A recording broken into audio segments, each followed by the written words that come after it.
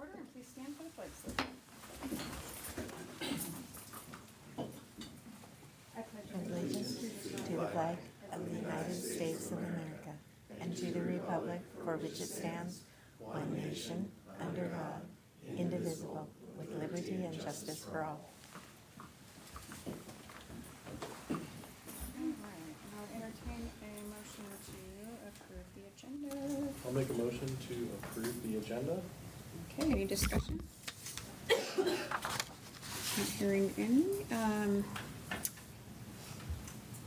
All for it, signify by saying aye, starting with our student board members. Aye.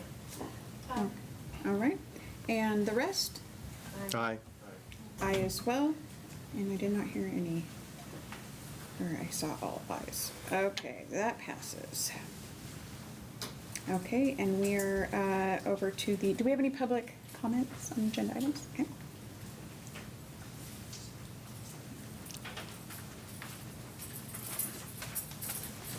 It's on the agenda already.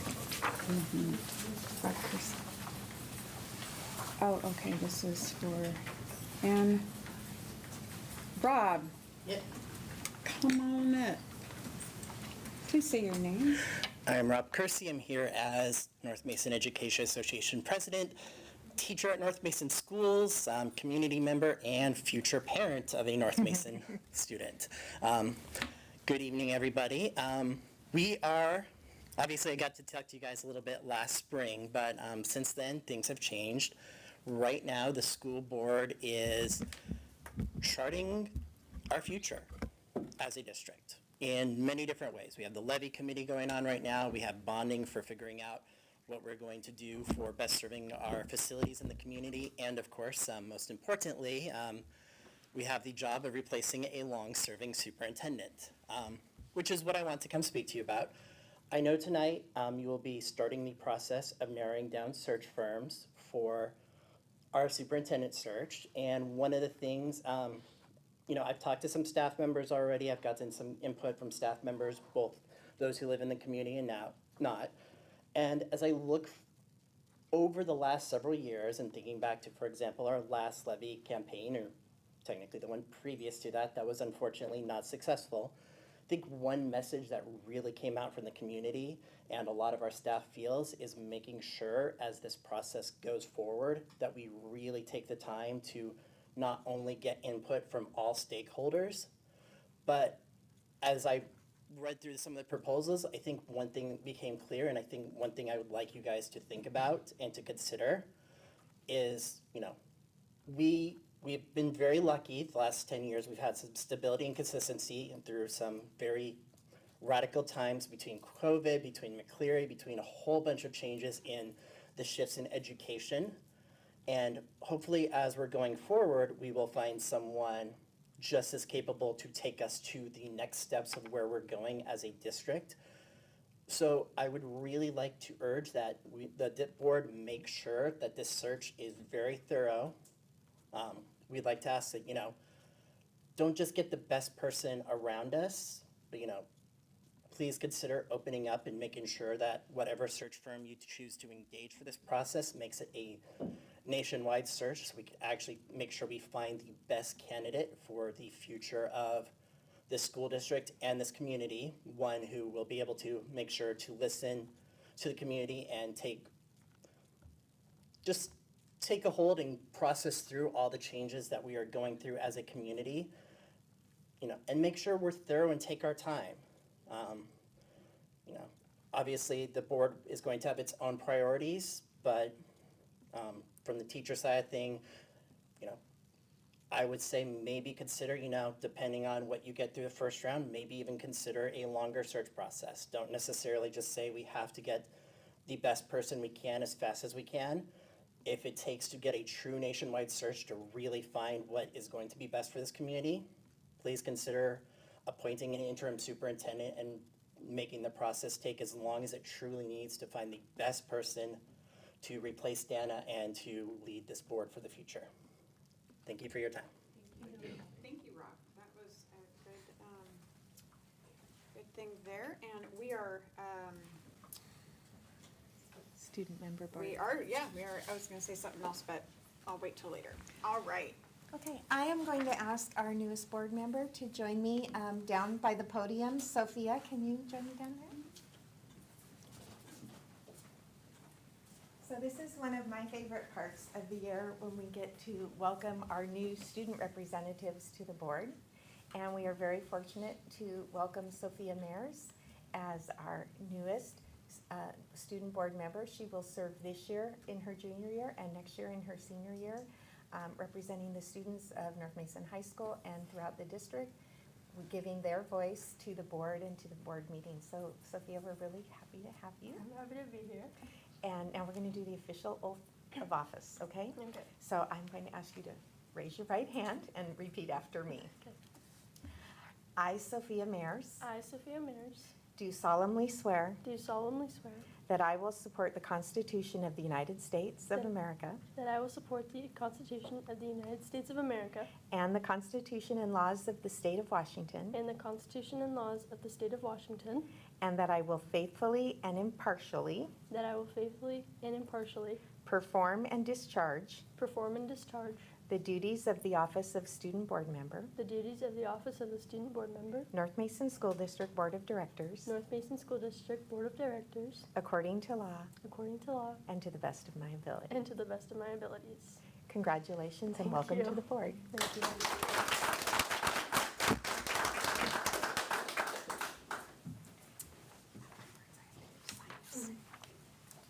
Welcome, welcome, Sophia. Okay, and we are on to number 2 here for a presentation of 2025 Regional Teacher of the Year. What do we have for that? So we are welcoming Dr. Erin Lavelle and Bruce Richards from ESD 114 Board President, Board Chair, and Superintendent to present the Teacher of the Year Award. Hey, thank you. Just a second here. I'm that person, I have to switch my glasses. Sorry, I wasn't, thought we had a minute here. Okay. Well, gosh, good evening, and it's very nice to be before you once again. It wasn't all that long ago. We were here, I think, celebrating some accreditation at North Mason High School. Yeah, as noted, I'm Erin Lavelle, OESD 114 Superintendent, and this is one of our board directors, Mr. Bruce Richards. And you might remember the board director that represents this area is actually Kurt Hilliard, and Kurt is traveling at this moment, so Bruce was happy to come and step in here today. But just real quick, as a reminder about our ESD region, 114 serves 15 public school districts. We have 2 tribal compact schools in our region and also a public charter school in the Bremerton area. And the reason why we're here today is we are the liaisons for this wonderful recognition program on behalf of OSPI and our state superintendent, Chris Rakedahl. So we have the opportunity to take in all the nominations, and when there's someone to be recognized, we have the pleasure of being able to come out and do just that.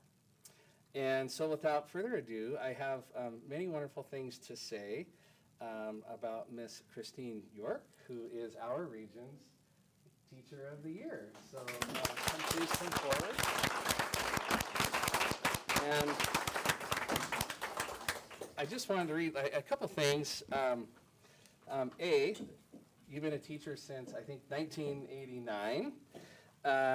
And so you're bringing 3 decades of teaching experience across the educational settings, also including music. So it sounds like teaching piano, directing ensembles, and establishing an innovative private school at one point. That's exciting. And you've worked here in North Mason Schools since, I think, 2019. And then I wanted to just highlight some common themes and some things that folks said about you, if that's okay, in the nomination process. And so first theme was exceptional commitment, that you exemplify the highest standards of excellence and dedication to student success at James A. Taylor High School, comprehensive alternative high school here. You play a versatile role. You manage a demanding schedule, teaching math courses, supporting multilingual learners across 2 schools, coordinating testing, and offering unwavering support to students in need. Selfless volunteerism, that you regularly are volunteering your time and resources for staff and students across the district, demonstrating a strong commitment to community support. Personalized instruction, that you're consistently champions personalized instruction and curriculum design, reflecting a deep commitment to addressing diverse student needs. Philosophy of relationship building emphasizes the importance of strong relationships as the foundation of inclusive and nurturing classrooms, ensuring every student has the opportunity to thrive. Purpose-driven teaching emphasizes the importance of teaching as a vital contribution to society, framing it as a crucial endeavor for the future and well-being of the community. Considers teaching as more than just math and English, viewing it as instilling hope, self-worth, and resilience in students. Teaching hope and self-belief focuses on helping students feel seen, heard, and believed in, encouraging them to expect great things from themselves and to persevere through obstacles. Your teaching philosophy advocates for a teaching approach centered on hope and personal development, with academic subjects like geometry being a secondary focus compared to nurturing students' growth and resilience. And finally, in conclusion, a few things that your colleagues and parents have said about you. That you have the utmost respect from the community of Belfair due to your unwavering commitment to excellence in teaching and genuine care for every student. That you embody the qualities of an outstanding educator: dedication, expertise, collaboration, leadership, and innovation. And that you really put your students first. You are truly an inspiration to the kids that go through James Taylor High School every year. Well, that sounds like a teacher of the year to me. So, we have, I don't know where, oh, okay, so how about we split the difference here? There you go. I have a plaque for you.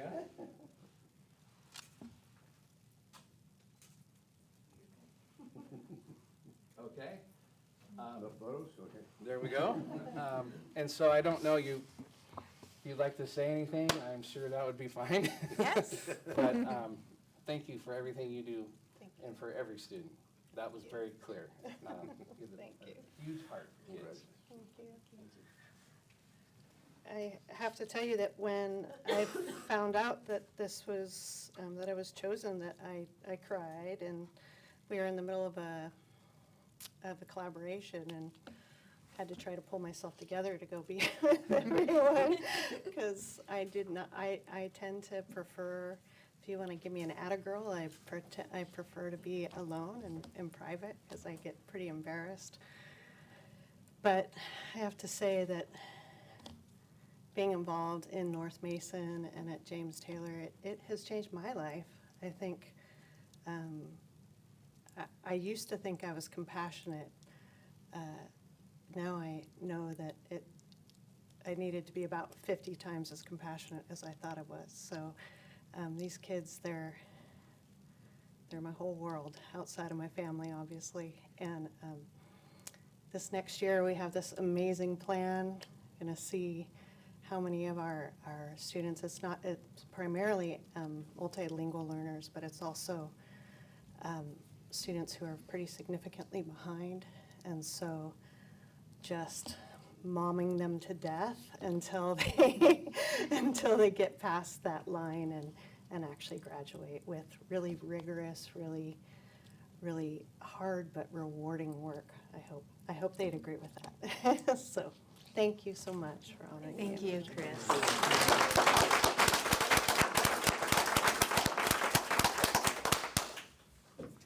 Well, what she just said, I used to think I was compassionate. I hope that makes it on a plaque under your name, because that's the perfect thing to wrap that up in. Long story short. All right, well, moving on to the consent agenda, and I will entertain a motion to approve this consent agenda. Make a motion to approve the consent agenda as written. Okay, any Any discussion? I'm pulling that one off. No, there's You weren't, oh, you weren't, didn't have anything, okay. no. Okay, not hearing anything. All four signify by saying aye from our student board members first. Okay, and us board members? Aye.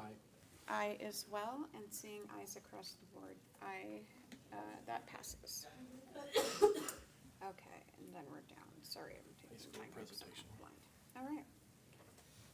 Then we're moving on to the development and North Mason High linkage. School, number 4. Huh? Am I? See, I'm. You skipped one. Oh, High because it school. was hidden. There you go. There we go, North Mason High School presentation. Hey, was that you guys? Today? We didn't know where first. Come tumbling out, it would have been way cooler, yeah. We're not capable of that. Hello, Board. I'm Chad, Steve. And every August at our admin retreat, we have to sign up to come speak to the board about something cool going on at our school. So we signed up for September, and here we are. So, right. So we have two things that we're adding this year to our program, and Steve's going to talk about the first one, and then I'll wrap it up. Yeah, so we're really pushing this year for freshman success. We all know the data for freshmen, it's the biggest year. If that year can be successful, the rest of their high school, everything is set up really well. So we're really hammering home freshman success, trying to get more kids on the right track early. So you'll see we have some data up there. Last September, that's 24% of our freshmen were failing one class. So we see that and we're like, well, that's a pretty big number. We got to jump on that. And so it gets down because every time the grades are due, that's November, March, and then June, you see it comes down to 14. So it gets there, but we want to start with that number much lower so then it's lower when the grades are there, obviously. So one thing we're doing is we have a freshman success form that we send out. It looks just like this. We send it to all of our teachers. It went out this morning, actually. And so anyone that teaches a freshman that is failing or at risk of failing, they need to put their name on the list, and part of putting your name on the list is you call home also. Hey, I have blah, blah, blah in my class. Unfortunately, they're struggling a little bit right now. Here's what's going on. And so that's step one, is getting the contact with the families. And then this list comes to Chad and myself, and then we sit down with those kids individually also. And we say, hey, what's going on? Let's go over some obstacles. So hopefully the students see this is a full circle. Everyone's teaming together on this. Hopefully the phone call to mom or dad kind of lit the fire and we got the thing fixed. But if not, now one of your principals is sitting down with you also, because they're on the same page that mom and dad are, and that the teacher is, and we're all just trying to push you across this line to get it going a little bit. So we'll sit down with them, and then we also track every student that we meet with as far as what class they were failing, what the percentage was, and then hopefully we don't meet with them again next month. And we do these forums every single month, and we'll just keep that data to hopefully see those percentages improve. I think I got all those bullets on there. Yeah. Thank you, Steve. The next part talks about our district's pillars. And we knew we had some work to do at the high school on talking about our pillars, educating our students what the district's pillars are and what they mean. So the first picture that's on the slide are signs we had installed over the summer in our commons that let our community, let our kids know what our pillars are. They say we are respectful, we are responsible, we are kind, we are safe. We talked about our pillars at our first Rise Above Day, the first day of school. We started educating our students on what the pillars are, what they mean, and we will continue that throughout the year on what it looks like to be respectful in the commons, in the hallway, throughout our school. We'll be working on that. We also wanted to increase the number of students that we recognize. We have Student of the Month, so we hit 8 students a month, and they're centered around the pillars. For example, if Emily was nominated by a teacher, what pillar are you nominating her for, is what we've been doing. We want to take that a step further. So we designed pillar postcards. And you get each one. what we're gonna do with these, every staff meeting, we have a staff meeting once a month. Each staff is gonna be given 3 pillar postcards that they need to handwrite a letter, a note to 3 students of their choice on what pillars they're supporting. Saw you, being kind in the hallway, really appreciated it. And we're gonna keep track. We're gonna keep track of every student that receives a pillar card to make sure at least every student gets at least 1 pillar card throughout the year. So that's a goal of ours. We also designed, you've seen our dog tags. We got pillar dog tags that Steve and I would hand out to kiddos. Staff wanted to get involved, so we gave every staff 50 pillar dog tags that they can hand out on their own when they see a student supporting the pillars in their classes.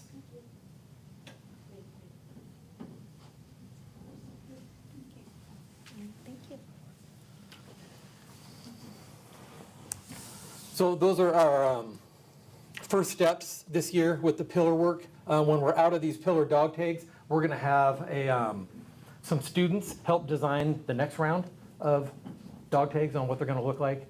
So, Emily's in. She's, oh, okay. I saw, yeah. so we're hoping to get students involved, acknowledge kids on the cool stuff they're doing. And we have great kids, really polite, respectful, and we want to publicly honor them. And the big thing that we learned, that we heard during one of our in-service days in August when we had all the teachers in the building, there was a speaker coming in talking about these type of things, of dog tags or whatever it is. And she had a great point, and she said, we do these things not because we want the kids to get a sticker, like don't let the secret out. We don't want you to like get the sticker or the pencil or the parking spot, whatever it is. It's really, we want our teachers and our staff to notice the positive. And when you start to see good things, you catch that a heck of a lot more than seeing the negative things. And so we've heard people talking about the pillar signs. You hear staff talking about, the things they see, and it's more of the positive spin on it, which we need all across the board, I think everywhere. Thank you. I love that it's called success. Like, already it starts out positive. Yeah. We're talking unfortunately about failing grades, but to call it success, and then I think a lot of people stereotype when a student gets called in to talk to a building admin that this is negative, that there's gonna be a punitive consequence coming out of that. And for you all to approach it as, how can we support you? What are the obstacles we can help mitigate for you? Like, that speaks volumes, and I think that's gonna have such a positive impact, so I really appreciate that. And these postcards, I know Hawkins had something where students could send other students things. Like, my kid randomly got a postcard in the mail. We tell you, it was the most awesome thing, Yeah. that this kid that I don't even know thanked my son for something that he caught him doing. So it's gonna be so great, I think, to get these from teachers. And handwritten just goes so much further. Yeah. And when you're talking about success, one thing I forgot to mention is we have things in place also for those students who need a little help to get to success. If there's hey, I have to hit a tutoring or I have to do this, we have some time after school set up with a staff member where they can sit down, and if it's only, I'm missing 2 assignments and I'll be passing the class. All right, well, let's sit down and knock out these 2 assignments. So we have staff that can stay with them, and all of our teachers stay after and do tutoring and help at a different day. So we want to make sure that kid can get there. If we always use the football example, and I apologize to Coach Fullington all the time, but if you're failing football, unfortunately, we're not going to practice until we're successful in the classroom. So we're going to go with that staff member and get you passing the class, so we don't have the eligibility issue when that comes up. So we do have things. We're not silly enough to think that just a little conversation with us is going to fix it. There's things in place also to help them when we see the obstacles they need to jump through. Nice. Right on. Thank you. Good job, guys. Very good. Thank you. Thank you. Very uplifting. What a great night. All right, now we are on to the board development and linkage of the superintendent update. Yes, and for the next 4 months, as you know, during the teaching and learning update, we're going to touch on reports from each of our buildings on parts of the goals we've set, individual goals that we've set as a district and as buildings for the year. And just like last year, we're starting with attendance. And Director of Systems and Support, Chris Turner, and company is going to present that, right? Or just Chris? I'm starting. Hi, You represent all. I'm Chris Turner, Director of Systems and Supports. Here to talk to you about attendance, and biggest thing about attendance, if kids aren't in school, they're not learning. And through COVID, we've done a whole bunch to help support kids that are home to continue learning, but learning happens in the classroom. And how we know they're in the classroom is through their attendance. Next slide, please, Jackie. Thanks. So as a district, we have a goal. We want 100% of our students to attend at least 85% of the time. So why do we pick that number? Students that miss more than 10% of school, that's basically 2 days a month, are considered chronically absent. Chronically absent is correlated with less graduation, less success. It's just that benchmark that the state has met and said kids need to be in school. And so there are times kids are sick, there are times that they're gone longer, but that chronic absent, continuously missing school causes a lot of problems in their test scores, in their passing classes, in their learning, all sorts of stuff. And there's some statistics up there that you guys have probably already read, and I'll read the first one. Half the students who miss 2 to 4 days in September go on to miss nearly a month of school. A month of school is a lot of time.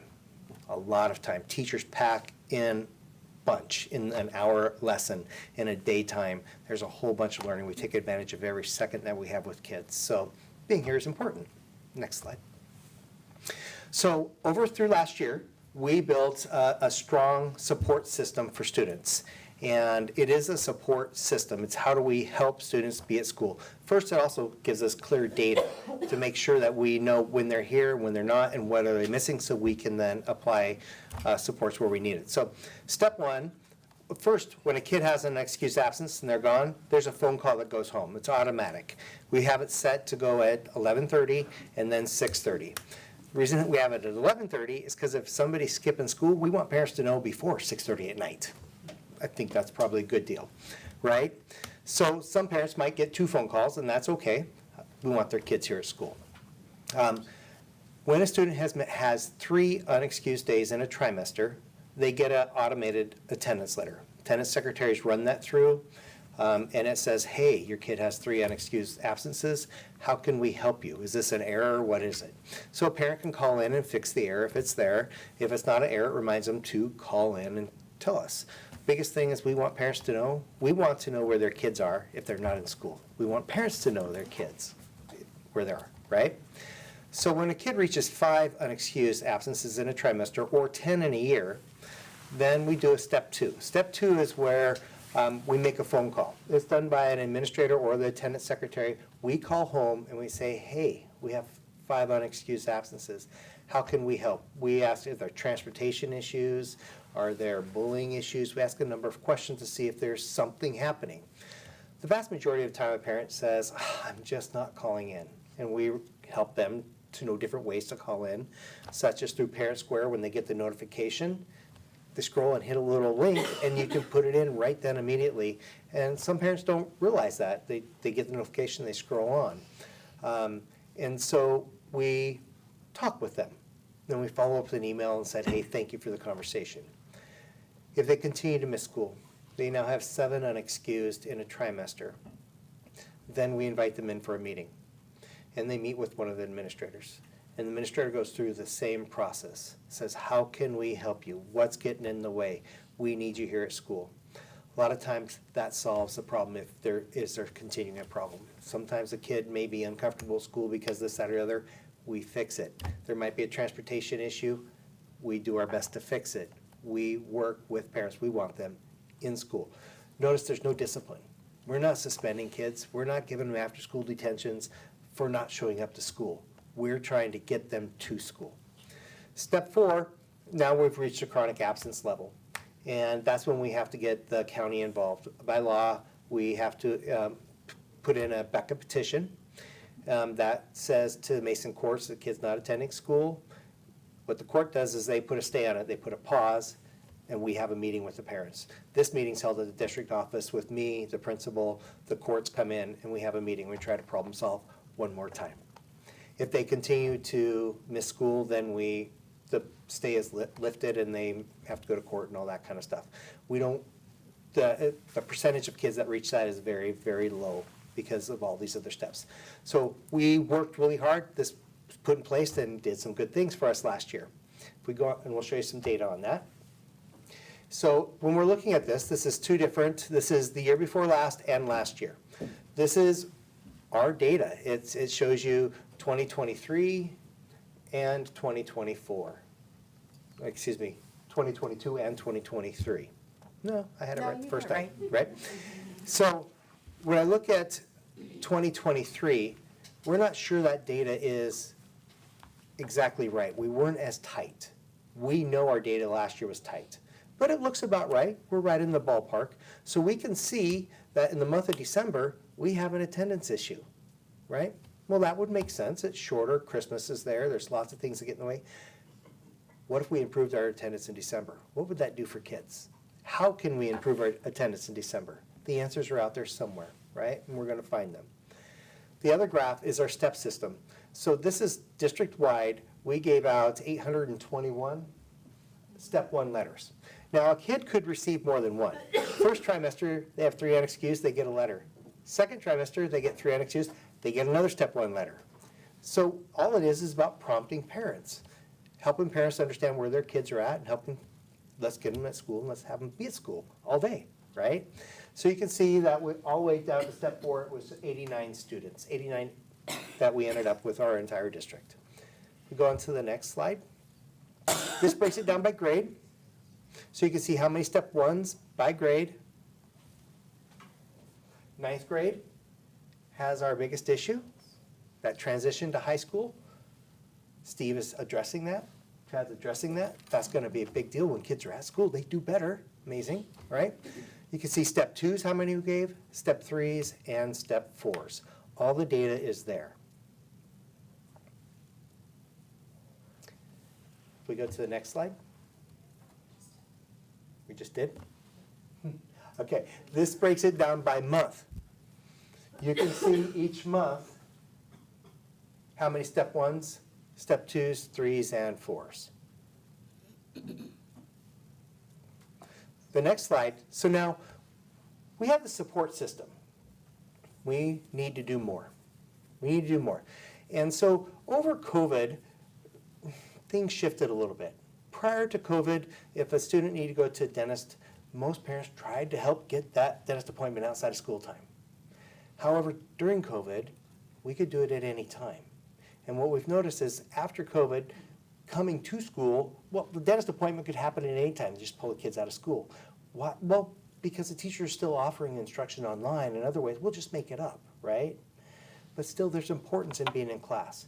And we feel that we need to help engage the entire community in helping our students know how important it is to be in class. So we have an attendance campaign. And so this is how we're going to engage parents, students, and the community in getting our kids here at school. So this is a calendar, what you're looking at, and you'll notice each month there's activities. Each school will pick one activity each month. And in this, when the school clicks on the link, it takes you right to exactly how to do that activity. Social media post. Each school has a social media post that they will put out every single week to educate the community, why to encourage kids here, why is it important. We just constantly put it in front of you. Get your kids to school, get your kids to school, get your kids to school. This is important. So a couple examples. Next slide, Jackie. Thank you. This is actually not the video message. This is a social media post. This social media post will be put out by every school. Gives parents some information. You can see the elementary caption that go under that picture. So that's the one that will come out from our 2 elementary schools. And then from our 3 secondary schools, you see the caption that comes out with that. So if a parent has a kid in elementary and middle school, they'll see this picture twice with 2 different captions, continuously in front of them, in front of them, in front of them. Next thing, this is one of the other things, is a video message. Each month, we can do video messages. Dan has already put out one from the district that we have in August. Principals could choose to do this, send out a video message and say, hey, being in school is important. This is a script that they could use. They could also change the scripts because each principal, they got it going on, they know what's happening, they can change the script, but if they wanted it right in front of them, make it easier, it's right there. So we have principals. The next month, we might have counselors. The month after that, it's teachers. The month after that, custodians. We want, throughout the year, from them to hear all educators. That means every single person that's in that building taking care of kids, of why it's important to be in school. So that might be the activity that they choose. So what we're doing is we're putting in a whole bunch of positive stuff for kids and trying to make sure everybody knows why it's important to be at school, not just send the letters when they're not. We're being proactive. So we go to the next one. Okay, so now each school is going to show you some of the data that they have. They're all going to show you the same data. We figured that's the easiest way for you guys to get a great view of what's happening in schools, and they also share maybe something else that's happening in their school. So we'll go North Mason.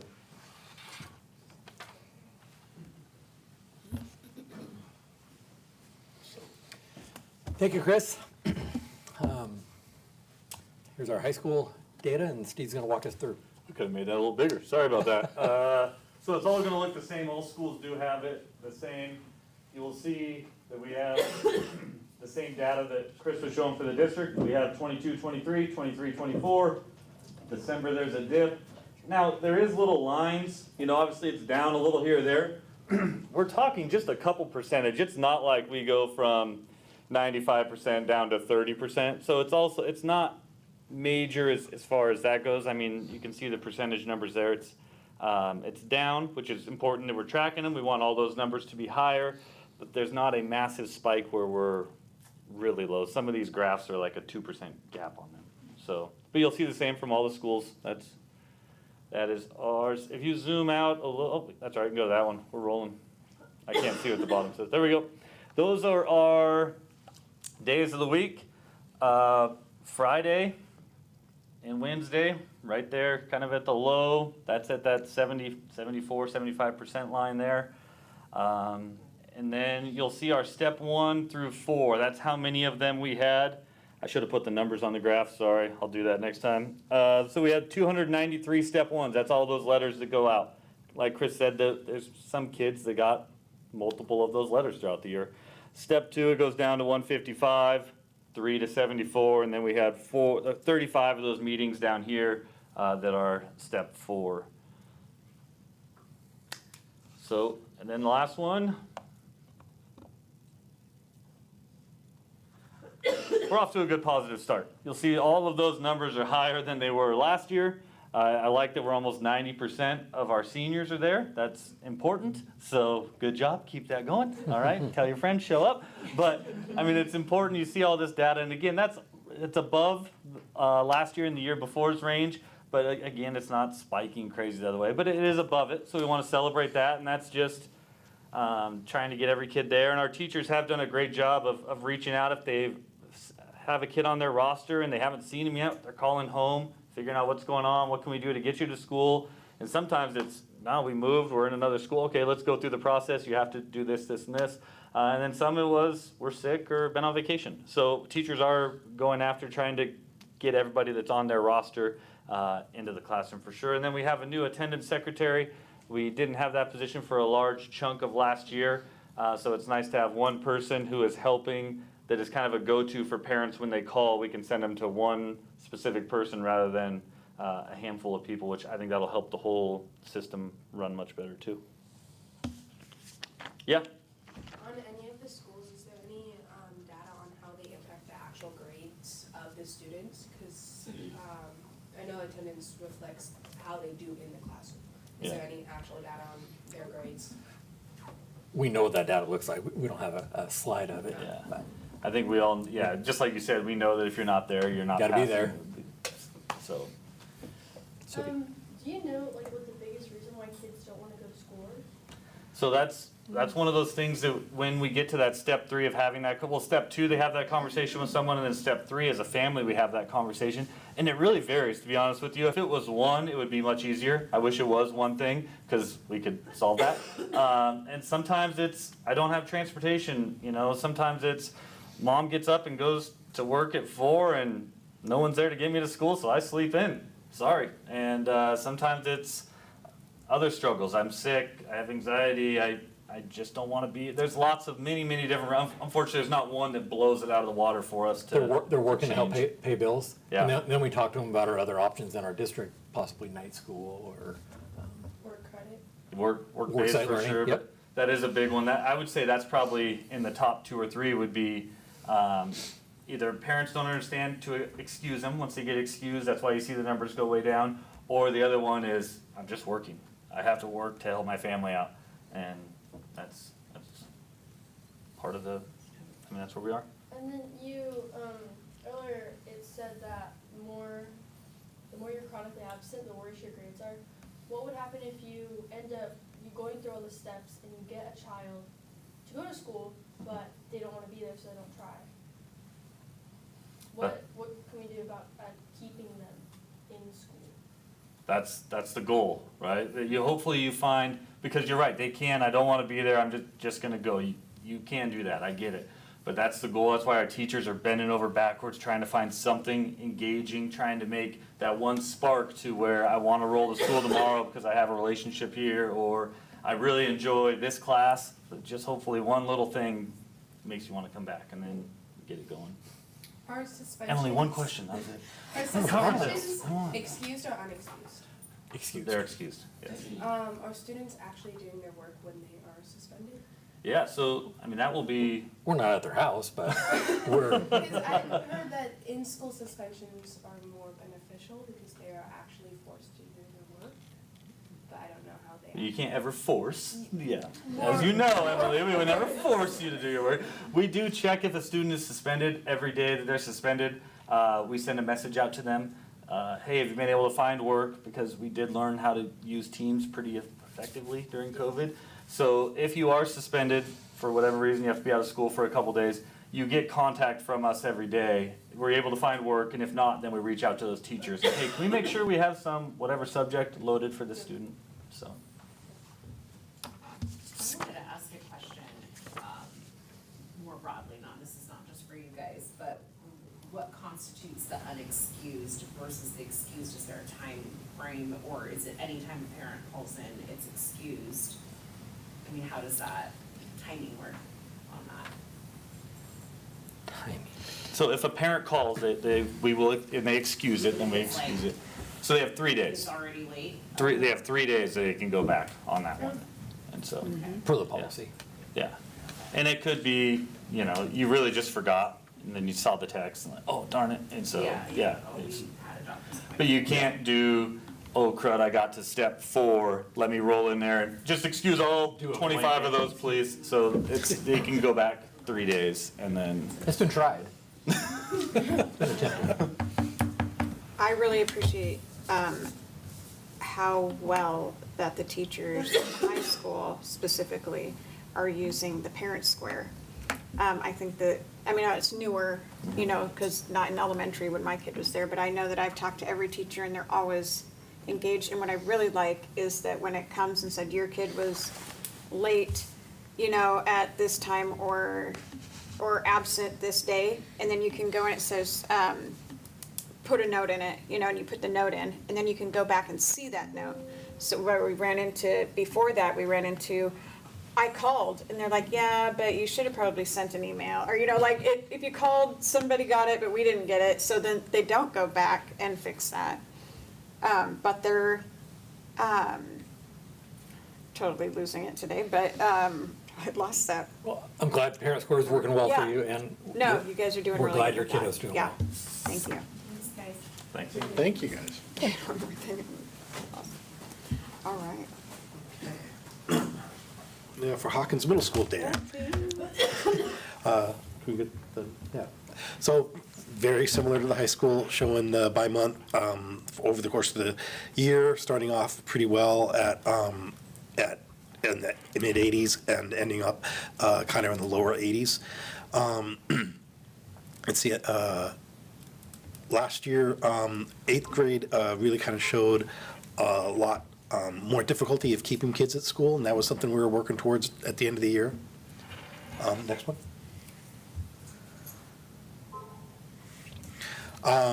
And just like the high school, although we don't see a big drop on Wednesday, we do see the big drop on Fridays.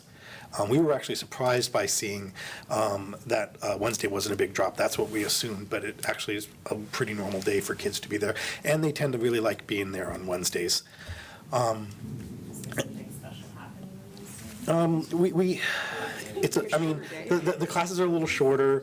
We oftentimes have a little bit more fun things going on during lunch times on Wednesdays. And I don't know, the kids, I think, they seem to be more relaxed on Wednesdays. So that's kind of nice. I'm surprised by the Fridays being so low because at least 1 or 2 Fridays a month we have what we call our pause parties or our recognition celebrations on Fridays. And I don't know if that's one reason for people not coming because they're not being recognized, or whether that one was always kind of struck me on the Friday, other than Fridays being Fridays. I didn't do a chart of the current right now, but one of the strategies I do to communicate out to students and parents about attendance is in my weekly announcements that I put out every Monday. I always have a piece on attendance and where we are right now. And I know that today, when we did our announcements, we were really proud to announce that we were still at 87% in September for attendance rates at Hawkins. So that's right in there above our goal and where we want to be. And so we keep encouraging kids to be at the school and be in when they can.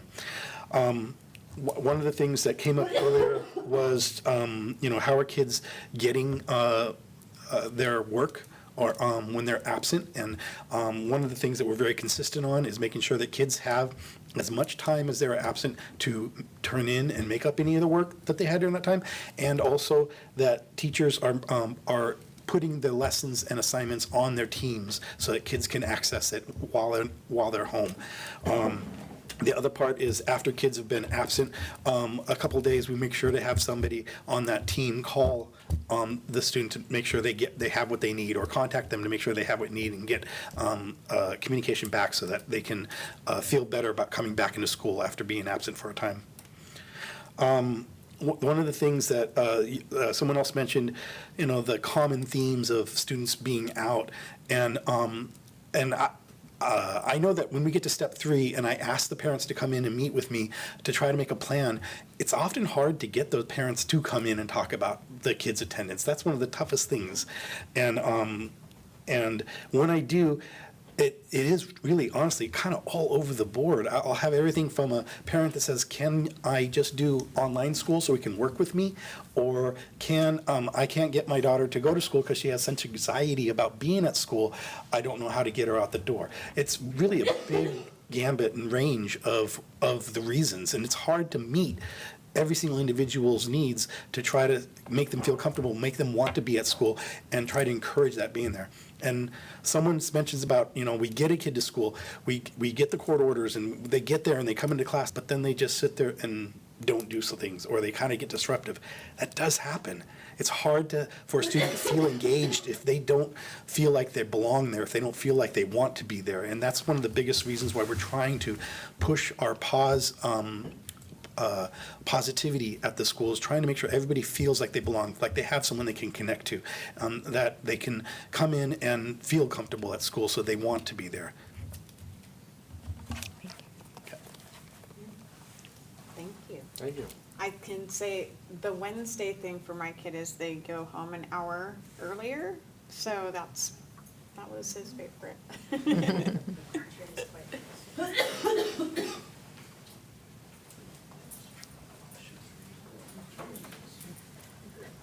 Hello. My name is Jessica Collins, and I am the principal at Sandhill Elementary, and this is my AP Tyler, AKA TL. Yes, and we are here to share our attendance data with you, and you can see same charts you've been seeing here at Sandhill through the 23-24 school year so far. We're doing really well. You can also see that we take a dip in the winter months. I sometimes tend to go towards the mommy stuff. Everybody gets sick in the winter too. So especially at the elementary level, I think that there's a lot of reasons why we have dips in December, not just breaks or vacations, but a lot of people are sick. You'll see that even in our staff. It's kind of the time when people get the most sick. You can see by grade level that our second grade is the dippiest, but everybody's pretty, it's pretty much a straight line there. Okay. Days of the week. Everybody likes to come on Wednesday because it's a short day. Our data reflects that in discipline too. It is definitely on point. And no one likes to come to school on Friday. So I think that that's just something that, again, we do all the fun stuff on Fridays too. We really work hard to try to get our kids to be there on Fridays, but it definitely, again, at the elementary level, it's really not the kids, right? It's parents making those choices for their kids.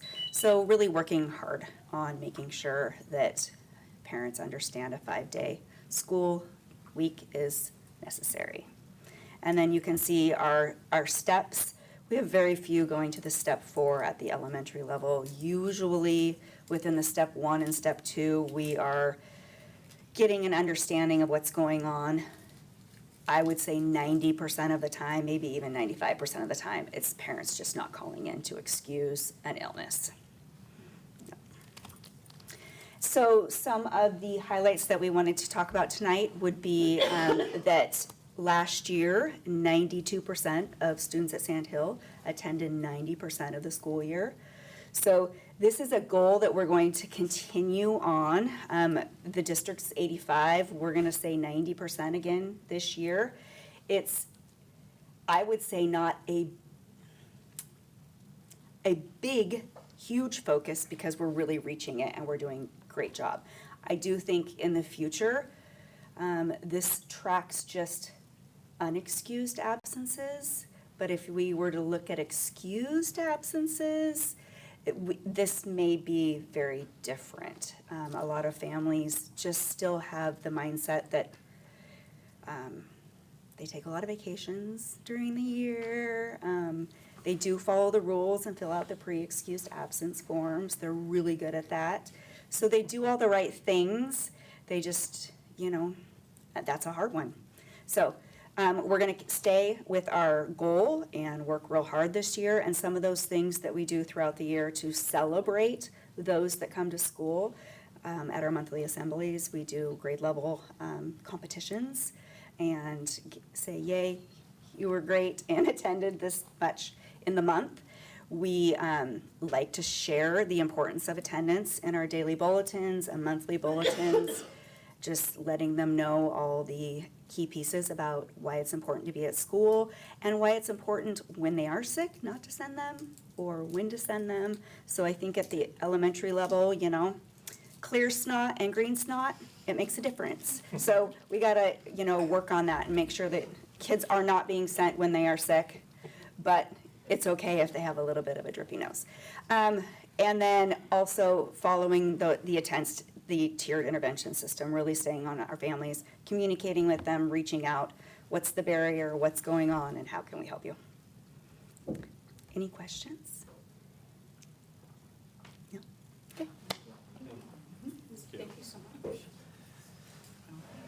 I'm representing Lexi tonight. She had an unexpected child scheduling issue. Happens. So, representing James Taylor, you can see the same statistics. They keep their data in the same way for James Taylor as the other buildings. As you cruise through, their attendance is pretty good. It's really good for an alternative school. I do want to mention, as kids get older, they tend to not want to come to school. As soon as they can drive, they're in control of a lot of that. So it's really normal to see a high school's data not quite as high as an elementary school's data. And our data is good. Everybody's doing a great job. And you can see that grade 10, they're struggling more than the other grades, but it's great data. If we go on to the next slide. Pretty consistent through the week,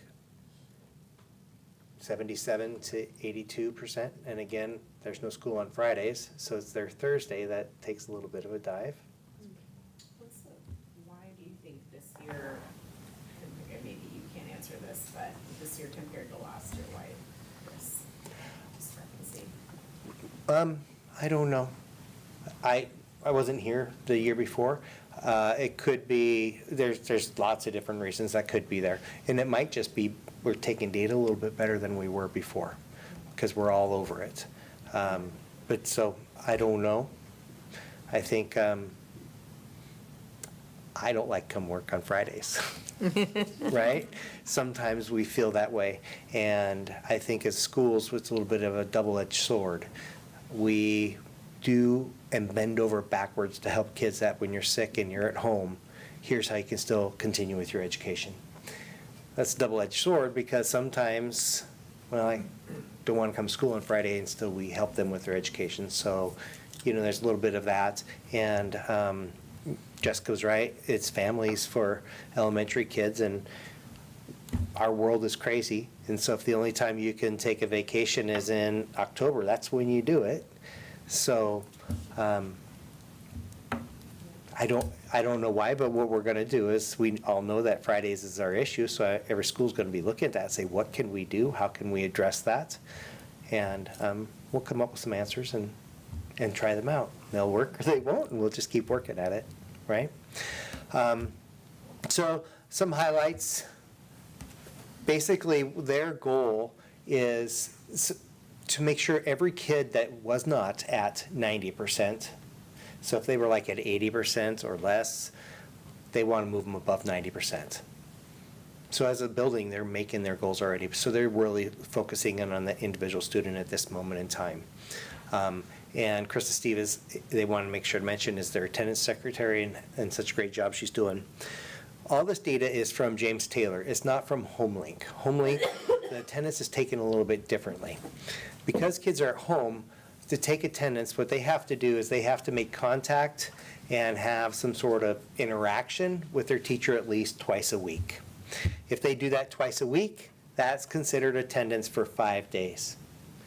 If they don't do it, let's say they miss one of those and it doesn't happen, then that's considered 5 days of absences. And so that's how attendance works. And with ALE, there needs to be a certain amount of engagement and progress. There's other rules that really are combined with the attendance. So that data is really harder to pull. It doesn't fit in our normal system, so that's why we don't have data for HomeLink. But overall, they're doing a really good job, and because they're focusing on individual students. So I wanted to share that as well. Would there be a potential that maybe sometimes when students and families are going from the traditional brick and mortar to an ALE program, they don't understand attendance? Like there are some parents that get upset and say, my kid turned in the work. Obviously, they're engaged and they don't understand the ALE rules around attendance. And maybe just looking at that, like you were talking about, maybe we're doing a better job of explaining to our ALE families what attendance looks like in the ALE world. Maybe. That's a great question. What is good attendance? What does it mean? What is an unexcused absence? How do we do all those things, especially for our multilingual families? Do they really understand, if they're new to our country, how important it is to attend school? So those are some of the things that we're addressing this year, is how do we make sure that everybody understands the importance, how we keep track of it, why we need it. I think that's part of the battle, and I think that James Taylor does a fantastic job of communicating with parents. Can we always get better? Yes. Sometimes people need to hear it more than once, and so how do we continue to do that? Yeah, so that's a great question. Anything else? All right, bring it over to Belfair. Thank you so much. Hi, everybody. I'm Pam Klessman, the principal of Belfair Elementary School. And so this is our lovely school and our data. And I haven't seen it for a couple of weeks, so I'm looking at the data again with you. But you can look at it, it's the same that you've seen on the other slides. And it's, I'm getting to know the school, what's the norm, and what do we want to make it be. We have it set at 90% attendance. We also set that as our goal for the MET. And so if you don't know the MET, that's what we call the Theller Center, because we like to picture a red carpet going across that crosswalk. So we all want to walk that red carpet and get over there every single day. So this is our attendance so far the past 2 years. And so this gave Christy Dalby and I, Christy Dalby is the assistant principal, some grounds for some good conversation. How do we want to get those kids to school? But at elementary level, a lot of it falls on the parents. So what we don't want is our students to come to school feeling anxious or guilt-ridden because they're absent or they're tardy or they're whatever. So when those kids come in, if they're late, for starters, we kind of started there, just making them feel very special and appreciated. So we block the gates as soon as it's 9:25. We block the lower gates and we make kids go in through those front doors. So you can hear people on the stairways as those kids are going up. Good to see you. Glad you're here. It's a celebration. And then we have the most incredible office staff, which you probably know. And so Deb Bode is the first one that they encounter who just celebrates with them that they're there, so they know they're not going to get a lecture for coming in late. So just trying to make it this place where everybody is loved and it feels really good to be there. And so just more of our data here. And then I think you can see the data. We are looking at the data and getting to know it and what we want to do to make it even better. Okay, the things that I wanted to really bring to your attention, you can look at this, are the things that we're going to do, because that's really what's under our control. And that's what, to me, the data does. It says this is where you have been the past 2 years. Now what are you going to do about it, right? So when I look at the last slide, we set that, like I said, that attendance rate at 90%, not only for us, but over at the Met too. And we were kind of questioned on that at the beginning of time. You're going to set that pretty high. And we said yes, because these are our little people who will be coming to us in next year. And so we're going to start now by helping their families learn what that looks like. So we have that accountability piece put in there and some parent education along the way too, that is really important. We have our monthly assemblies. And so at our monthly assemblies, we recognize attendance. That's one of the things we do. And so we do two different things to celebrate it. So the one that we do is that it goes with the class per grade level that has the highest attendance. We'll take a picture of them with Christy Dalby and myself, and that'll be posted on Parent Square. And then the other thing we came up with was we really wanted to help teachers get a sense of urgency to promote attendance too. So we have to kind of figure out a strategy for that. So one of the ways would fall with lunchtime, because if you know, our kids K through 3 eat in their classrooms, and teachers supervise that lunchtime. And then 4 and 5, they eat in the cafeteria, and teachers supervise that. So what we'd like to do is one class, so K through 2, we would take the class with the highest attendance rate per month, and then Christy Dalby or myself will go in that class during that lunchtime and relieve the teacher of that duty. They can go do what they want to do, and we will take over and play bingo with the kids or some fun activity. Once the 4th and 5th graders will take over for the teacher in the cafeteria and provide a special something for those kids. So trying to just make it a fun place for everybody included when we're trying to promote attendance. Because it can be an overwhelming job when you think about it, because like we already said, we're talking about the parents too, but just trying to celebrate with the kids while we can. And also posting on Parent Square the resources that Chris already shared with you. We are really appreciating those resources to put out there, because it's really giving us another way to put out information to those families. And tomorrow, look for our video, because tomorrow Christy and I will be doing our video to put on Parent Square. So, yeah, thank you, everybody. Thank you. Thank you. Oh, you had a question? Oh, dude, it's not about attendance, but why does the K through 3 third graders eat in their classroom and not in the lunchroom? That was established before I came. And so, yes, so Jessica Collins. During COVID, everybody ate in the classroom. And we noticed a huge drop in office discipline referrals.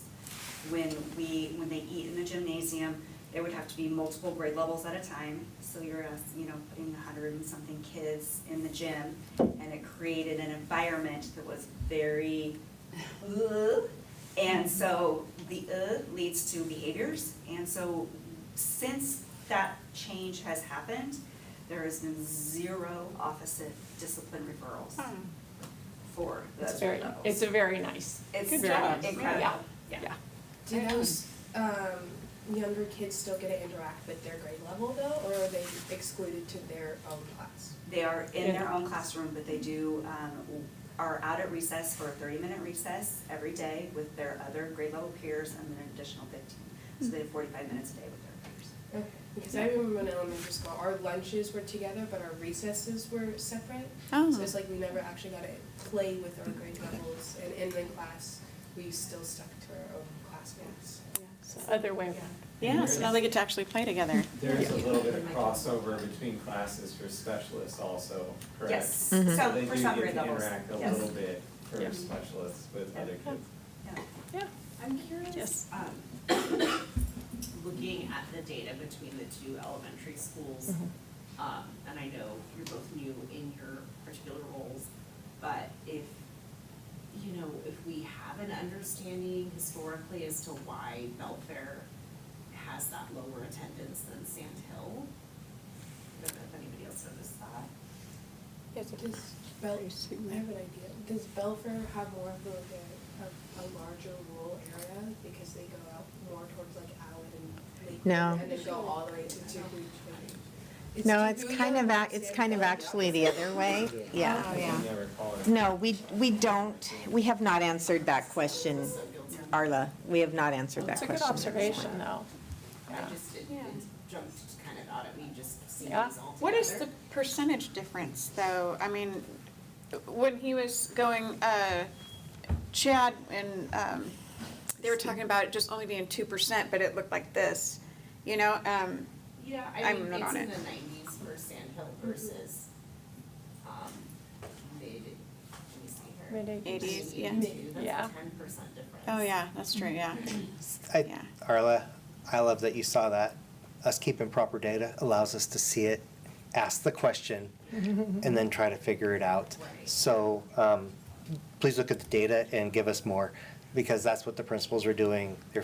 That's the point, right? It's a good And question. without that data, we wouldn't know that, and there is a difference in how do we address that, and why is it there in the first place? So we don't have all the answers yet. Appreciate, you know, we've kind of spoken about this as a board. It's illuminating for us as a board to see the school's data side by side presented in the same way, because then we do notice. Yeah. We are able to notice that then.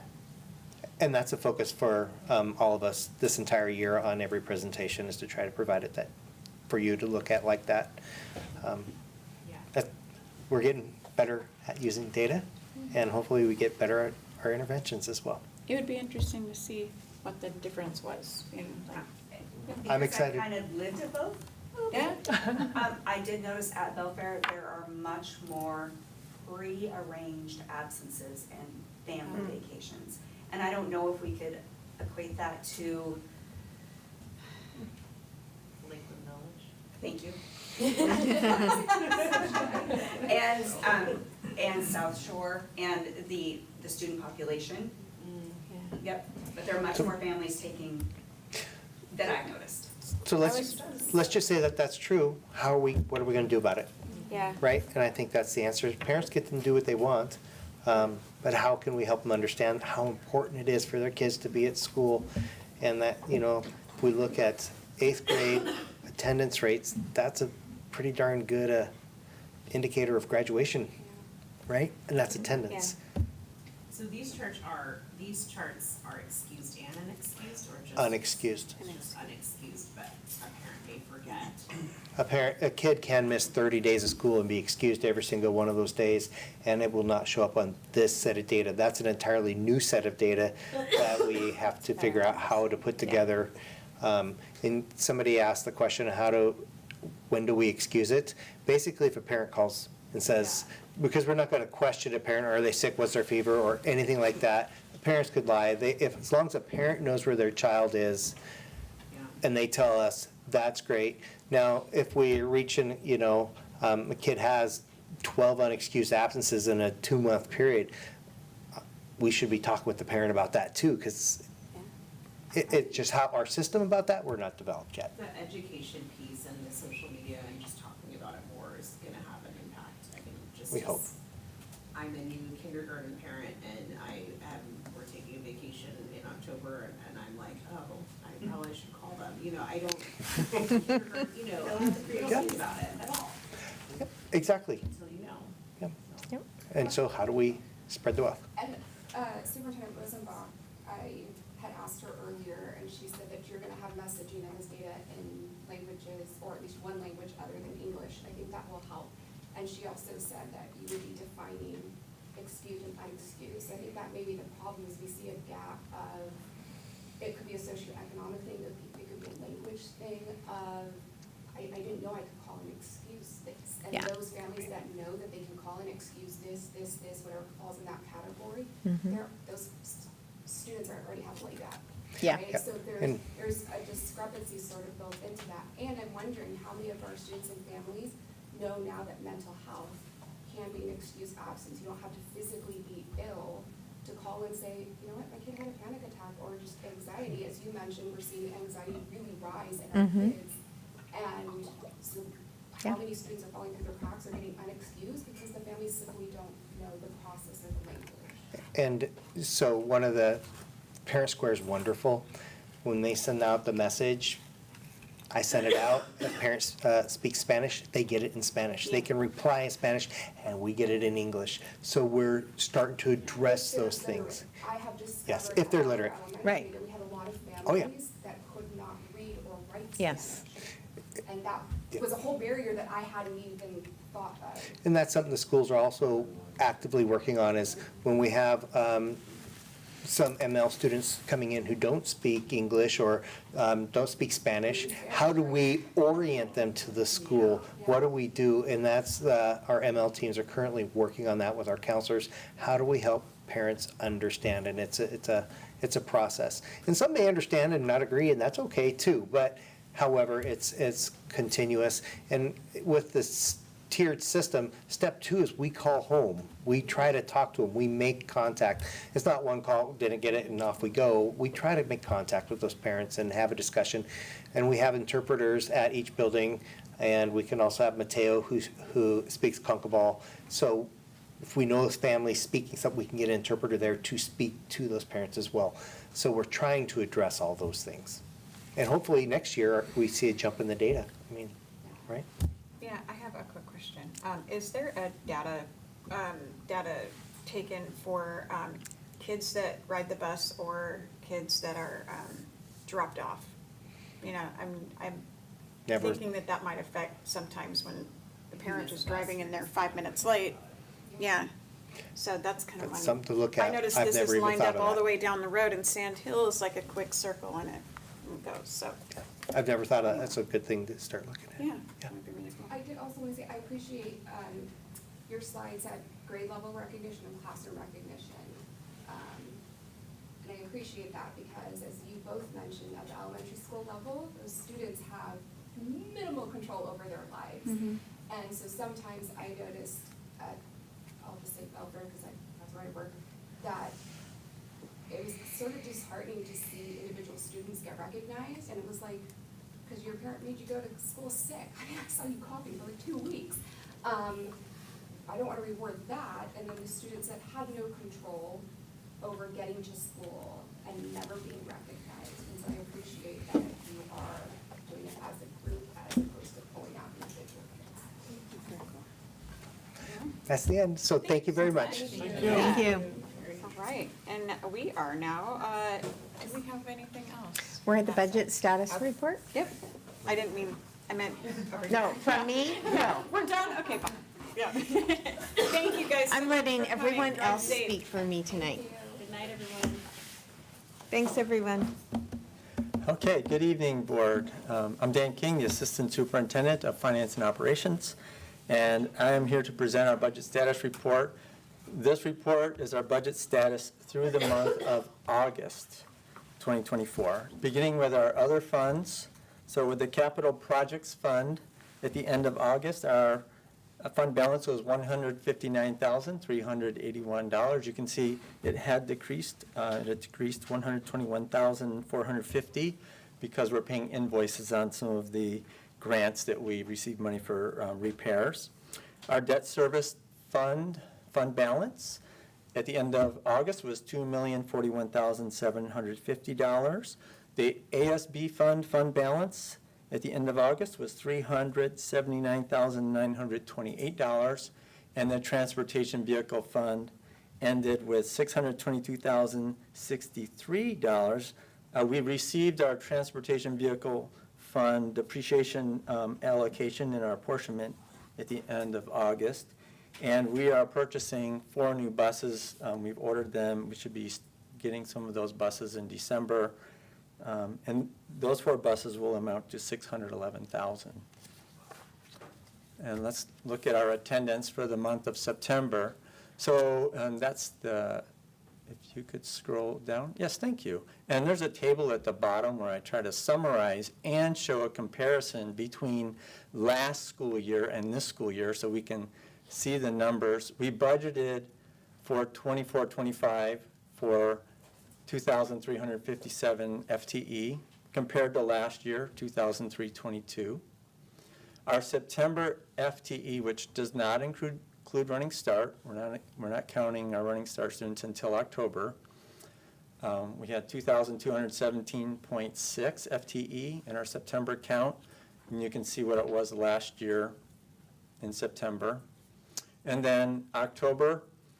So last October we had, you can see the increase between September and October, like 95 student increase. We're projecting or hoping that we'll see that increase as well this year between our September and October count. So that's yet to be determined, but if we did receive an additional 95 students, which would include running start, our projection shows that we would have 2,312.85 in our October count. So we'll soon see what it is and have the actual numbers for you at our next board meeting. Let's go on to our general fund. Through August, again, beginning with our revenues. So our total revenues through August, we're at 97.5% of what we budgeted. Now keep in mind, we're still doing some grant claims, and we will be receiving some more revenues for our federal and a couple of our state grants, likely to amount to about $280,000 that we will accrue back to fiscal year 23-24. So we do have some additional revenues coming in for last fiscal year. Local source revenues, we're at 100.40%. State sources, we were at 99.57, and federal 73.63 of what we budgeted.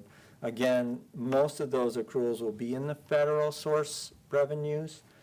I'm not expecting us to show 100% because when I built the budget, I put the capacity that was extra revenues that we might receive with unforeseen grants, and that's where I put it. So we won't necessarily see that 100% because I did kind of increase the projected revenues when I built the budget a year ago.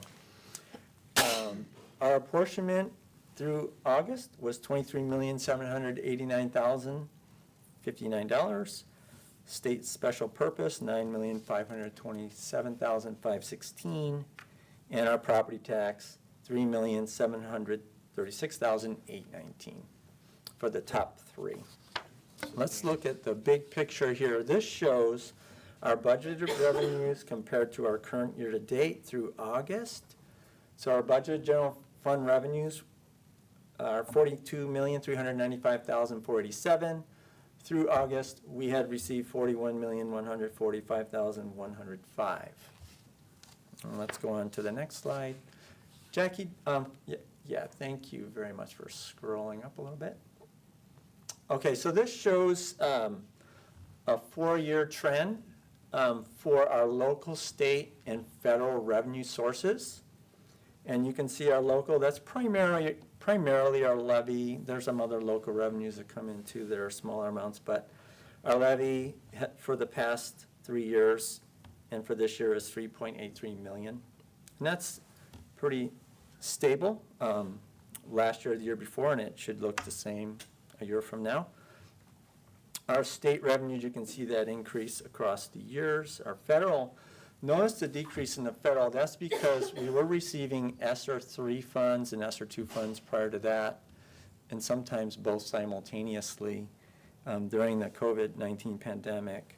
Last fiscal year, 23-24, we only received $68,000 in ESSER dollars compared to $2.4 million the years prior each year. So there's a big difference. So let's go on to the expenditures showing there. Our fund balance percentage, as a percentage of our actual expenditures was 6.17%. Total expenditures actual year to date, we were at 96.82% of what we budgeted. Salaries and benefits, 98.03% of what we budgeted, and basic ed, 90.37% of what we budgeted. Now, there also could be some 23-24 expenditures that have happened or will happen as we're paying some salary adjustments. They're pretty minor, very minor. Some invoices that were for 23-24 that we're catching up on. But we won't expect to see a big change in the expenditures when I present the budget status next month. Next month, what I'll do is I'll share with you the 24-25 budget status, but I'll also give you a snapshot of how things have changed in the 23-24. Basic ed, 19,887,260. District-wide support, 6,321,377. And special ed supplemental state, 4,995,251 for the top three expenditures. And then big picture showing the expenditures on the next slide, please. And we have a summary at the bottom. You can see our budgeted expenditures, 43,745,670, and current year to date, 42,783,687. And then going on to the expenditures by object. And here you can see again, a 4-year trend with salaries for certificated, salaries for classified, the employee benefits, which is both certificate and classified combined. You can see the change over time. Our MSOCs, materials, supplies, and operational costs, the changes. We are seeing, although it's a smaller portion of our budget than salaries and benefits, we do have a significant amount of MSOC cost increases because of inflation, rising costs of things like our insurance, our utilities, our maintenance costs, and things like that. So that's where you see the increases there. Let's go on to the next slide, please. Here we have our month-end balance, fund balances for the general fund across the year. In August, our fund balance ended at $2,635,288. And again, we will be accruing some of our money will come in through apportionment for these grants that we're still making claims on, roughly $280,000, and that will further help increase our fund balance when we finally close out the fiscal year. We're in the process of our year-end reporting for F196, which is due to the ESD by October 25th as a draft, and then it's due to OSPI by November 15th for a final. This last slide here just sums up our general fund, and you can see our revenues. Again, the same amount I showed before, $41,145,105 to date, as being 97.05%. If you look at the previous year, you see it was at 100%. But again, that previous year, 100%, that number didn't become 100% until we finished our year-end process and closed out the year when we submitted our F196. Same with expenditures. Through August, 97.71% total. And you can see that last year we were finally at 100% after we closed out the year. And then, again, our fund balance at the end of August, $2,635,288. So that concludes the budget status report, and I welcome any questions you might have. I, last month, was wondering if, because we have it broke out for our expenditures for special education, that we break out our revenue for that, or maybe that, because I know you kind of had it wrapped up in the one, but if we could break that apart, I think it's really important also going forward with people that want to support the levy and they want to see those numbers. Yes. For that Let me write specific that down. reason. I am so sorry. Now I No, you're remember good. that You're you good. did That mention is- that last time. I figured it would take a couple. I am going runs. to write that That's down. awesome. Yeah. Thank you. I appreciate that Thank you. input. Okay. Any So, other? The federal sources, where we were talking about that before, and you said that that's kind of where we are accounting for some other things. So in the budget, as we go forward for next year, have we corrected that? Well, it's So important. It will look more like it this time next year, we'll see all of our It's im- federal resources. Yes. So it's important to have capacity in the budget for revenues that you can't foresee, like an amazing grant opportunity that can come our way. And oftentimes, those grant opportunities are state grants, so it would make more sense to kind of distribute that through state revenues. So I will take a look at that and see if we can adjust things to kind of balance it out. Well, and one of the things that has happened is the state, over the last several years, has adjusted the calendar for when the grants are available, the federal Title I, et cetera, for us to do the paperwork, and then start collecting those through claims. It used to be very typical that all of those districts were required to have completed their application for that by early July, if not the end of June. But some of those right now for this current year are not even available for us to finish completing them until the last month or so. right. So it puts us in a place where we're always playing catch-up to collect the money that we should have had from the federal dollars for that year, because the state has changed the process a little bit to kind of not distribute those dollars received to districts in the same manner that we used to do that. And that's a really good point you make, though, Eric. And so once we close out the year and have our F-196 and we kind of see where everything is at the end, if it looks like, because, we want to have the capacity for both revenues and expenditures. If it looks like I need to distribute it maybe more evenly, not all in one pot, on both in the revenues and the expenditures, then I'll look at maybe doing that, so that it kind of gives us a better perspective, a more realistic perspective of where we are. Right. So it doesn't look like we're kind of short in any one area. And I remember that from last year, when we were talking about the same thing around the same amount of time. It's like, okay, can we Yeah, make that where we're predicting that a little bit better? yes. Okay, that's really good feedback, thank you. Okay, well, thank you. All right, next we have a presentation from Technology Department, an update and some information about purchases that we would like to consider. Or had you consider already? Good evening. I'm Clint Forsythe, the Technology Director. I was just up here in June, kind of giving you a brief overview of what we'd like to see in the next 5 years.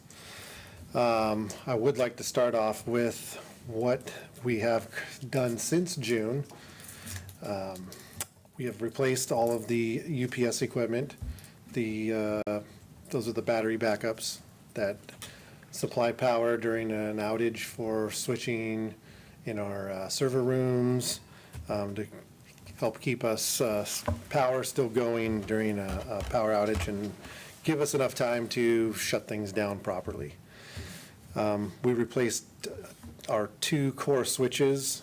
That's where everything goes through on the network out to the internet. We replaced all of the teacher devices at Hawkins over the summer. So the teachers now all have brand new laptops. And we also replaced 6th and 9th grade computers for students.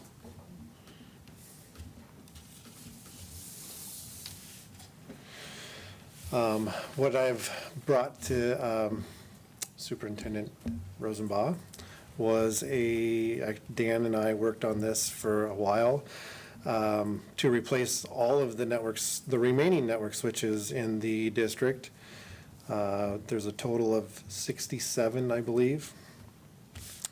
To replace those, to replace the security cameras, 1-for-1 throughout the district and add additional 20 exterior cameras to Sand Hill and 20 to Belfair. And to replace our current phone system. So then I've got some things there that why we need to replace them, we need to, or why or how it would affect the district, improve our performance, enhance security features, it's better scalability. You guys can read those, you have all that information. Yeah, so a total of 67 switches. 9 we will replace using the remaining E-rate funding that we have for this year. And then we have a target replacement date before the end of the year. Of the calendar year. This calendar year, yes. So the security cameras, we do want to replace all of them 1-to-1 and then increase the coverage at Sand Hill and Belfair. Again, there are 20 exterior cameras within this proposal. What are there, how many existing cameras are there at the elementary schools? There's 3 at Belfair and 2 at Sand Hill. And is this an even split 10 to 10 or? 20 at both. 20 at each. 20 at each. Okay. And how are those monitored live? Like the office can see can check, kind of like with your Ring app, they can go check, see who's outside? Or is it just monitoring it and then someone can go back and look at data and look at? So we can do both. So what we've done at the middle school and the high school is we have a monitor in the office that they would, they have control over which cameras they want to view live. We can't view them all at once, but they do, I think, 9 or 12 in a grid in the office. And then if something were to occur or if they need to look at video, the office has access to review that footage, as well as the security guards. And so there's. When was the, I'm just getting right ahead of you, I'm sorry. When was the last time that our phones were updated? The last was when we moved into the high school, so that was part of the bond. Yeah, right on. Yeah, cool. I think it's due. So the security camera system, is there I'll call it a detection AI element that the new system brings? Yes, so the new system will be an intelligent system with AI that could track a person of interest, I guess, through the camera system and lower times for tracking that person throughout the building or around the building. Now it's a manual process. So what about alerts? That if it sees something, like somebody in the parking lot that looks threatening or something that they're doing, will it send an alert to anyone? So I know it does breaking glass, broken glass, and stuff like that. I would have to check on the intelligent part of that. Right. No, and that's hugely important. Just from sitting in Jackie's office and watching somebody walk through the door and it's not on the monitor until they're standing there. Yeah. That's where I think this is important to happen right now. And I know the network switches come along with that. And the network switch platform, we're going to be utilizing a performance software integrated to kind of help you guys troubleshoot as well. Yes. So we're currently on using Cisco Meraki for our access points or wireless access points, and the new switches will be able to be monitored and supported under that platform. So will you have insight from that software for you, if something went on and something happened at the high school, are you gonna be able to, is that going to aid you in knowing about that earlier than a teacher calling? Yes, so it does have an alerting system as well, unlike our current switches that if they go down, we hear from the teacher. Right, no, and that's, Yeah. trying to prevent, like, Yeah. preventative instead of the teacher or student not being able to do something, being able to have, I mean, there's, I know, like you talked about Meraki DNA Center and a Yep. couple others that, that's what they do, is try to predict the outages. Yes. The phone system, did you find out, I know we had mentioned about figuring out if there was a tie-in between the current system and some of that capability, did you find that out? Yeah, there is no, our current system, there is no APIs or anything to tie into the modern So, Cisco DNA or the Meraki. so what disadvantages and what advantages are we gonna have with the new phone system vice what we have today? So the disadvantage would be it's not name brand and we won't have to pay the licensing for features that we don't use. Okay. There's,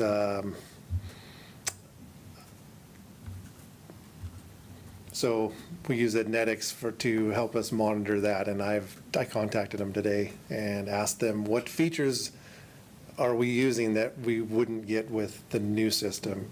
And they're like, well, there's this feature, and I'm like, why don't use those? They're like, well, there's no features that you weren't using that you would miss then.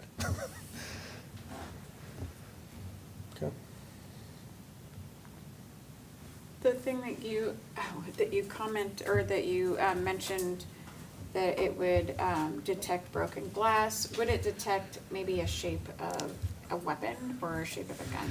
And that's what I was thinking too, is I need to look more Yeah, that into would be really interesting. that intelligence piece.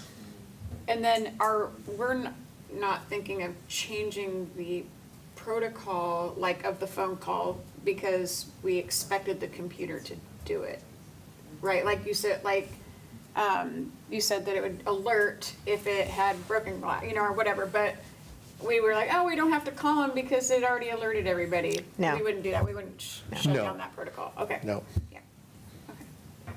I'm an AI, it would be more of an, like ask all more the questions. advanced warning, I guess. Yeah, okay, great, yeah, perfect. So my concern with, I apologize, I know we're supposed to have side conversations, but I thought maybe you were saying something to what I was going to say, so I wanted to give you the opportunity, that's why I called you out. So Eric, when you talked about the AI, and threatening, in what aspect that concerned me, so broken glass, a weapon, a thing or an action, AI picking up on that and saying possibly this could be threatening, I guess I'm okay with that. I would be concerned with a person and AI deciding this is a person who's threatening and who's not. Like, how do we define that? Or the system we use, is it someone who has a lot of tattoos and is fierce?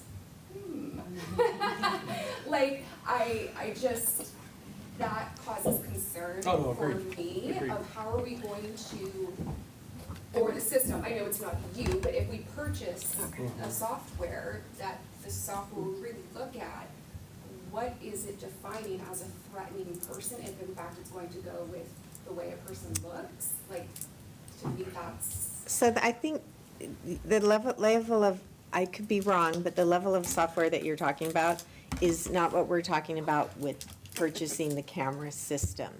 That would be something else.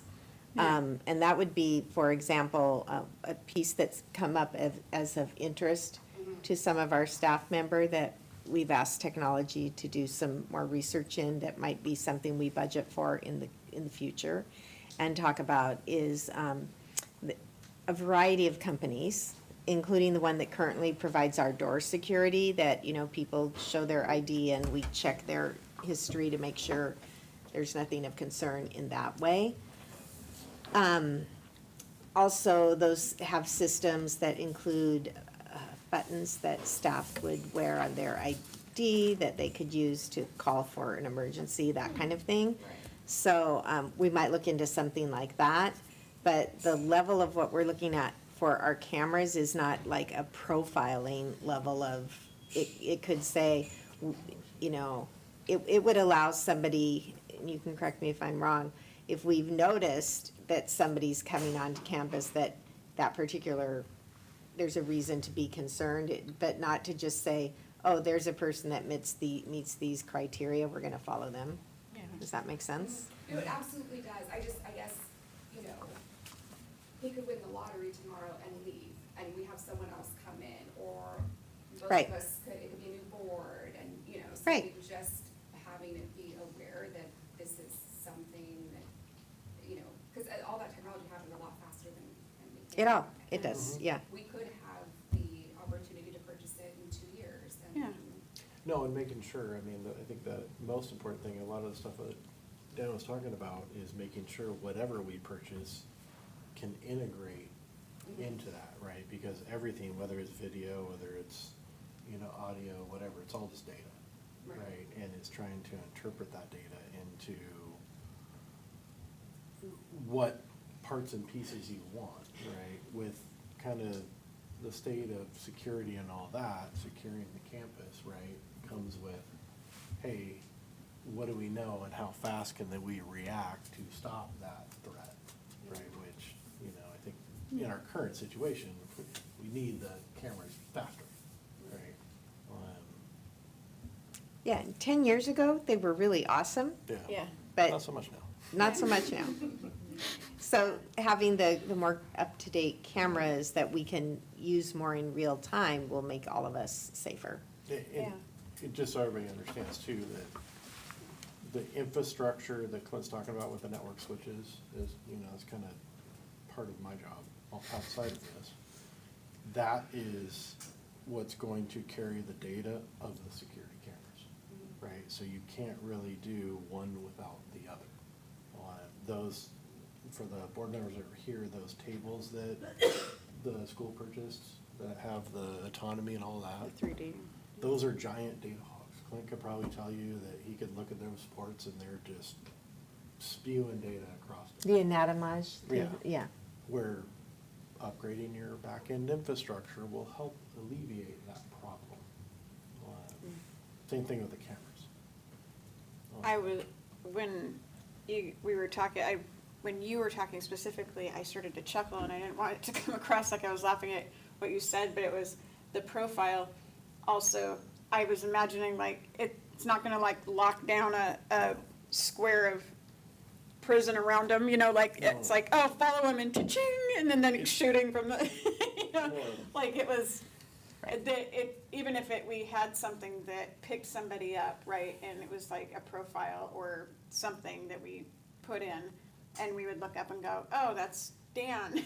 He's got a hat on today, you know, or whatever. So, and then we wouldn't go, like, it wouldn't call the cops on that guy right away, you know. You No, would call and the school. I think I may have not been specific enough. So if I view a camera and see someone suspicious, I can click on their image and it would And then follow follow them them. camera to camera. So that I That's wouldn't what have I to. needed you to say. Sorry. Thank you, yes. Yeah. I get visuals, and then I start laughing about the visual, and it just goes, okay. Yeah, it's not, we're not talking Profiling about or- something smarter than that, not something that would just say, oh, there's a person. Yeah, call 911. Not yet. And Okay. it's truly at the Not end of airport it, security. No. Yeah. the big part of cameras, especially when you make them visible or make anything visible, is a deterrent. Is making sure that if somebody sees something sitting there, they're going, oh, I might not want to do that in front of that piece, right? Which is part of, you know, even with the camera sitting there in your house that's a dummy camera you went and bought for $50, right, is gonna make somebody think twice when they cross the deal, like, oh, I'm on camera, I'm not gonna do that. Oh, you know, not you see that. Costco, $19.99 for your garage camera. No, That's great. It may be getting out of it, but with the cameras, are these typically like 180-degree view, or do we have the possibility of having some 360-degree captures that we could break it down into one direction later on, or what? Just out of curiosity. So some of the cameras that we have currently are four unit, and we were gonna replace them with a fisheye, which is a 360 degree. It takes up a little bit more memory for that camera to hold that, but like in a hallway, we need a 360 degree view. But the exterior cameras will be single unit pointed to. And then different these are areas. going to be cloud-based. And they are storage. cloud-based with physical storage on it. Okay. So it sounds like to me that you're going, this is going to fill some gaps that we have in visual abilities. So, Yeah. which would be our A goal, yeah. of course. So that's what it sounds like Yes. that this is. Okay. And I appreciate your questions that are educated and, and experience-based. But it was, actually, it made me understand a few things, so that was very cool. Okay. Good. So next slide. Yeah, this is just, so we're gonna utilize the remaining E-rate funds. Those get renewed every 5 years, and this is our last year, so if we don't use it, we lose it. We're gonna leverage Cisco Capital Financing. They're going to finance all 3 of the projects for a 60-month, 5-year term at 0% interest for everything. So That's pretty nice. Dan and I waited it out. Nice. Perfect timing. Yeah. So this was not included in the consent agenda, and so it is, even though it's over 5 years, it is a very significant purchase, and so it would require board motion.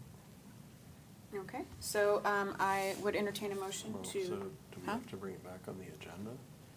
Or we can bring it back on the next agenda, but Can't we just Yeah. do it right now? Yeah. no, well, you guys have to say what you want to do. Well, I mean, yeah, I'm going to entertain a motion to approve the, as presented, the approval of this.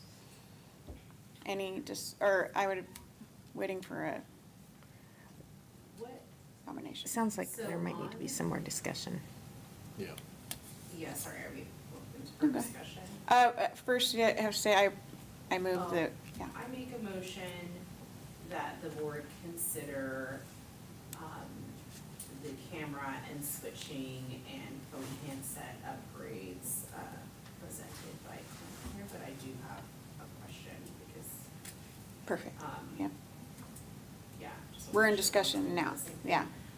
Jackie, if you went back to the,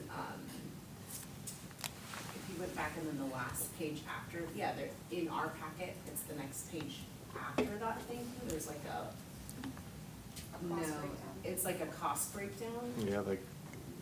It's got yellow and green highlight, yeah. It was right after the thank you page. Ours is more involved than that. That's just the That's phones. the second page. No, there's another. There's one It's page right one above it. 83 on our packet. Mm-hmm. It's after his thank you.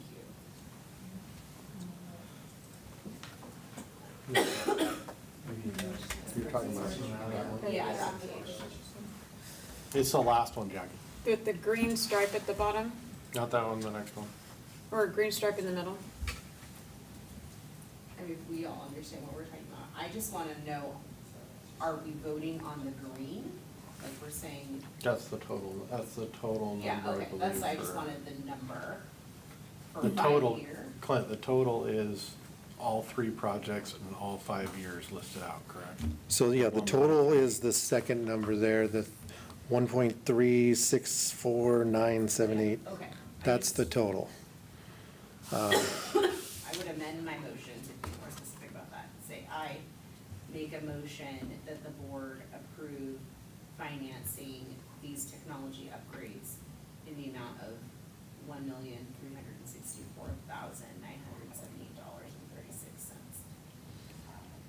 Oh, right, and thank you for that, it was wonderful.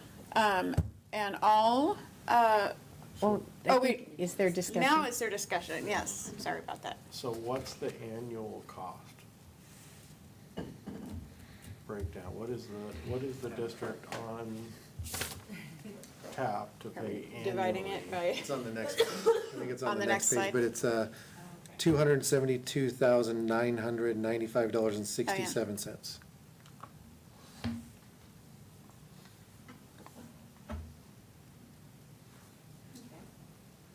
So wait a minute. did that answer it, or did you find the, No, I'm trying to- that one right there? that- The blue one, I that's mean, the just, blue page, it's not the- it looks like, Oh, it's on the Cisco page.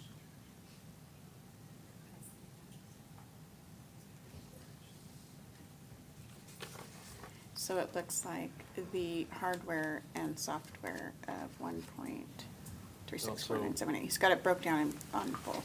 So one of the other, let me go backwards a little bit. Is there a phone number change for the phones? If we change that system, are our phone numbers going to change? They will remain the same. They remain the same, okay. Didn't they change this year? Is that not what? Some of Yeah, so we did have to do a expansion of extensions. So when we set up the system 10 years ago, we had, when we moved off of our own PBX, it went from, we had 300 DIDs through the phone system, through the phone company, and we transferred those over to the new system. Well, we outgrew that, so we had to modify it and go to extension-based. So you can't direct dial into classrooms anymore. They're all on extensions, so that we could expand that. This would be, moving to this would keep all of the extensions the same as they are currently, just onto the new phone system. Okay. Did you have anything else, Eric? Okay, was there any other discussion? Okay, all right, then I am going to call for the vote. So all four signify by saying aye, starting with our student board members. Aye. Aye, okay, and the rest of the board here.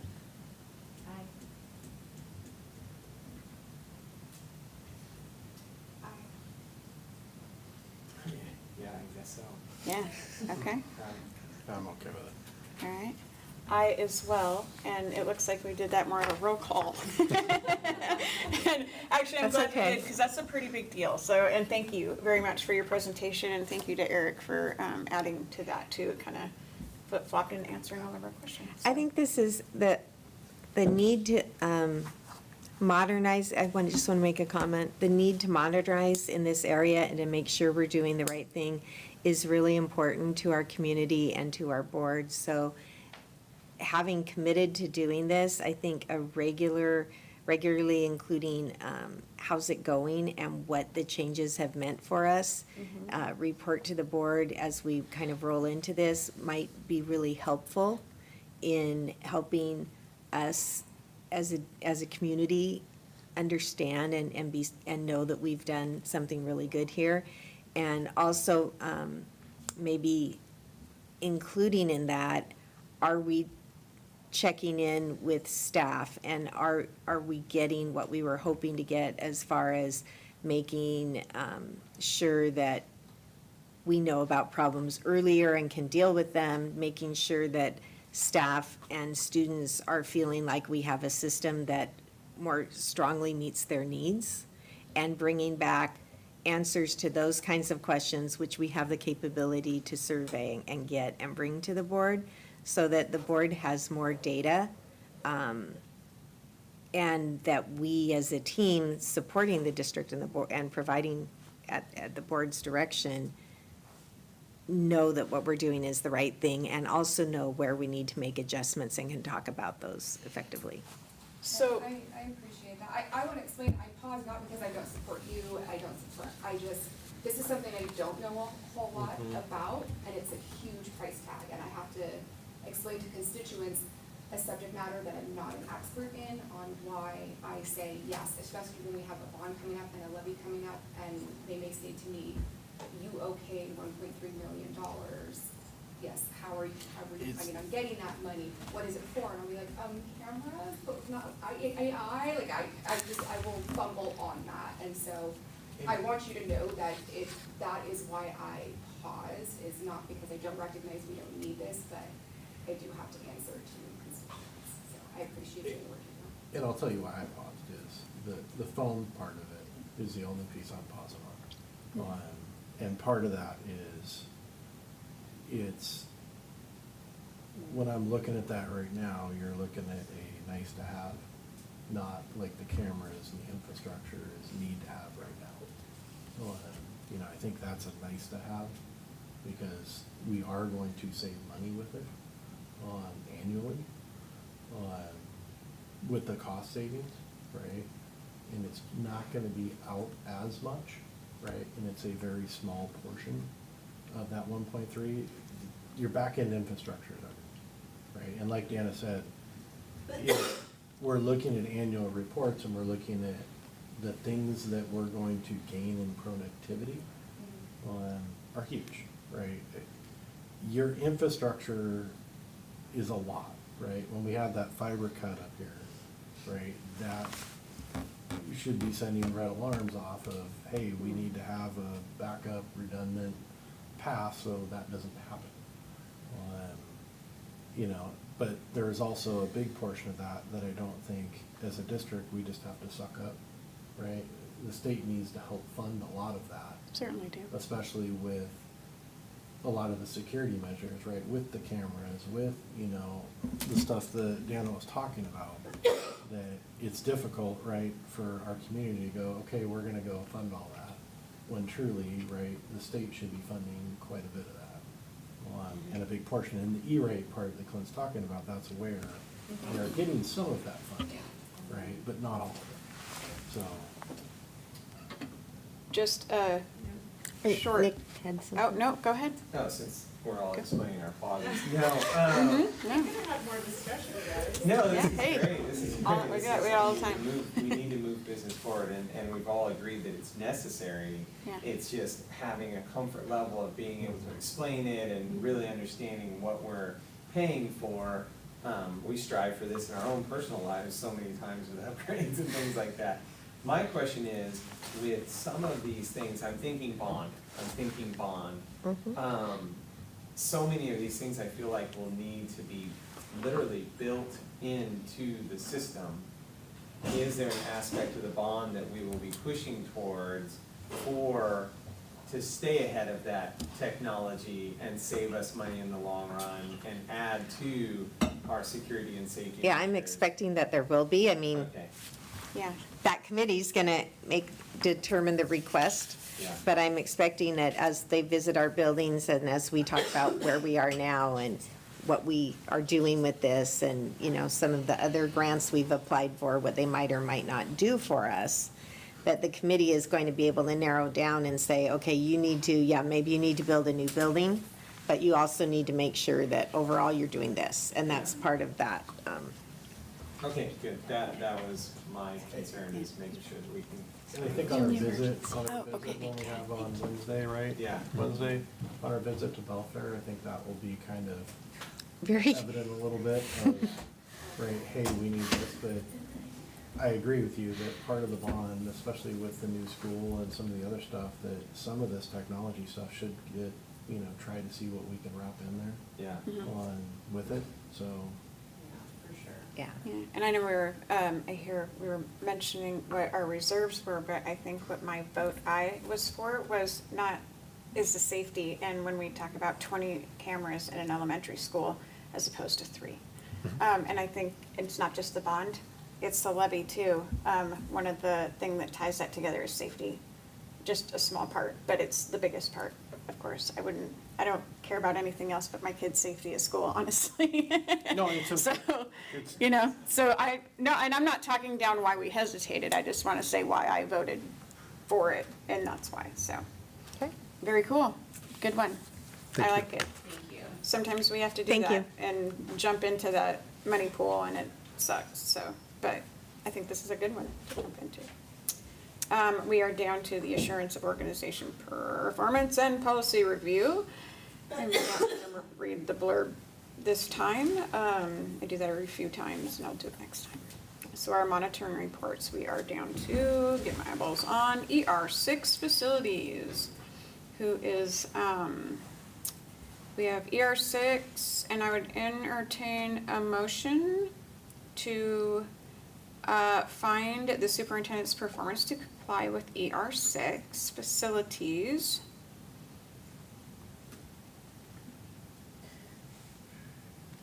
I'll make a motion to find the superintendent in compliance with, sorry, I was just reading there. ER6. ER6. Okay, any discussion? Yeah, reading through the monitoring report, I paused at number 2, the develop and maintain a continual 5-year plan. And then the answer described the use of the management program to track work orders and communicate with the Yeah. entities doing the work. Mhm. I felt like I wanted to understand a little bit more about that software, and it felt like it didn't quite meet the, how is that a 5-year plan? Well, no, we have a plan separately than that. Right. So the plan, we've had Joan present in the past, and another board member asked a question too. So one of the things is, that's been our to-do list in bringing our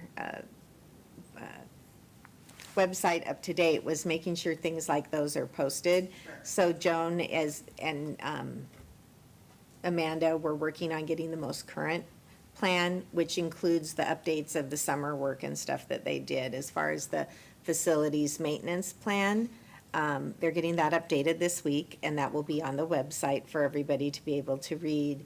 And then our long-range building plan is what we're working on currently with the CBAC. So it will come out of that, and we'll put all of those together. But what FMX's piece, and maybe I didn't word that as well as I could have, FMX is just a tool for us to track Right. things that people say need help and what we've done about it. So it's not really a planning tool, it's just a project management tool. And I understand that. I think just even having a link in the report of, and the sentencing, Joan does have a 5-year plan, here's the link or the present. Okay. To the PDF that we had seen before, Okay, it just felt like that question, the answer almost just didn't fit the question. okay. That's really good feedback, thank you. Okay, so any other discussion on that? Okay, not hearing any. All for it. I will signify by saying aye, starting with our student board. Aye. All right. And we are excusing the second one there for a family emergency. Okay, and so for the rest of us, signify by saying aye. Is the motion that we are finding the superintendent in compliance?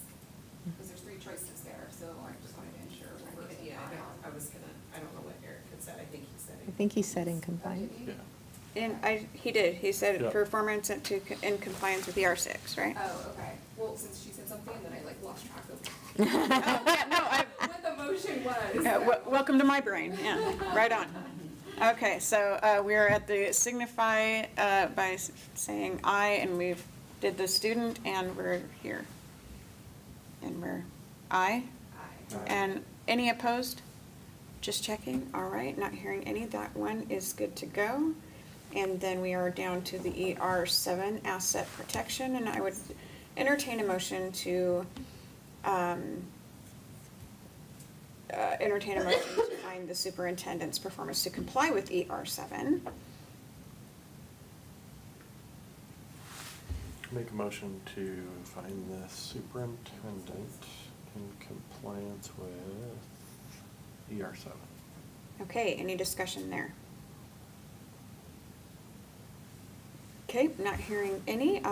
All for it, starting with our school board member, our student school board member, my brain is going to, signify by saying aye. Aye. Okay, and for the rest of us? Aye. Aye. Aye as well, and that one passes. Down to policy reviews is just for our discussion on the ones that we have done last meeting. Does anybody have anything to add for the ones that are already done? Not really, it's obviously, they're all accessible, but, now I understand why. But it just, in our meeting packet, I paused at one moment, being like, oh, where's the board superintendent relationship, because it's a slew of. Yeah. Yeah. A slew of policies, so, anyways. Okay, so all good there. And before we move on to the superintendent search proposal, back at just our technology, could we have like a quarterly report where Clint comes and talks about that data and brings it to us, where we have at least a quarterly? Like, I think, yeah, you're suggesting like when we first adopted the equity policy, we had more regular, we had quarterly, or, well, trimester-ish reports during the year. So while we're making that, getting those new things in and seeing how they work, if like just for this next year, and then when you guys can revisit and decide what you want to do, maybe have a technology update every 3 months. Yeah. Yeah, we can do that. That'd be cool. We're gonna get you in public speaking and not behind the computer. No, I'm just kidding. Well, and I would just, I don't know if I would move, but I would just say that perhaps that could even be something that would be part of the packet that we could even Right. look at. Yeah. And then if we had questions, we could invite you to come back. Oh, and do it that way. Oh, that's a really good idea too. Just because this meeting time, as we see. the Getting time- really long, yeah. Yeah. Yeah, no, I think. Yeah, we could do that. We could actually, Clint, maybe ask you to turn it in every 3 months, and then at that meeting, we could determine if we want him to come to the next meeting and ask questions. Is that kind of what you're thinking, Nick, or Yeah, just for that? I'd be fine with that. or Okay. open to even whatever you might suggest. Yeah. But. Okay. Okay. Yeah, I'd kind of like to. Jackie, are you getting all this? I would kind of like to see an in-person for the first little bit, and then eventually turn it if you want to turn it over. Well, we Is try that to not, I mean, was a really long meeting. We try to yeah. keep these agendas shorter, so, yeah. Right, yeah. And usually they get up and it's 10 minutes maybe. I mean, it's pretty quick, but just in the beginning where we get to understand it, so when we get to tell the community about it more, we get Sure. the chance to answer all of the questions in the beginning. So. Okay. But, I mean, and we don't have I to. think move those for are that. all good ideas, and we'll put them together and figure out a way to Yeah. have those reports Yeah. regularly. Okay. Fantastic. And to be honest, with so many things that we have going through Oh, the yeah. year and into the summer next year, Mhm. we'll just need to be agile and flexible. Exactly. A lot going on. Yeah. Okay. You wanted to take a quick But break let's take before a- we jump into this real A quick? break, because then you guys have a pretty intense discussion to do. Yeah, yeah, and we're running into the midnight hour here. All right. do I need to adjourn? Yes, you do. Okay. Adjourn for 15.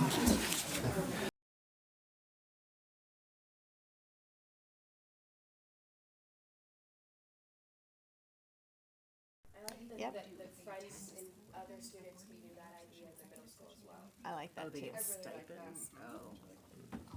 Okay, I'm going to re-adjourn.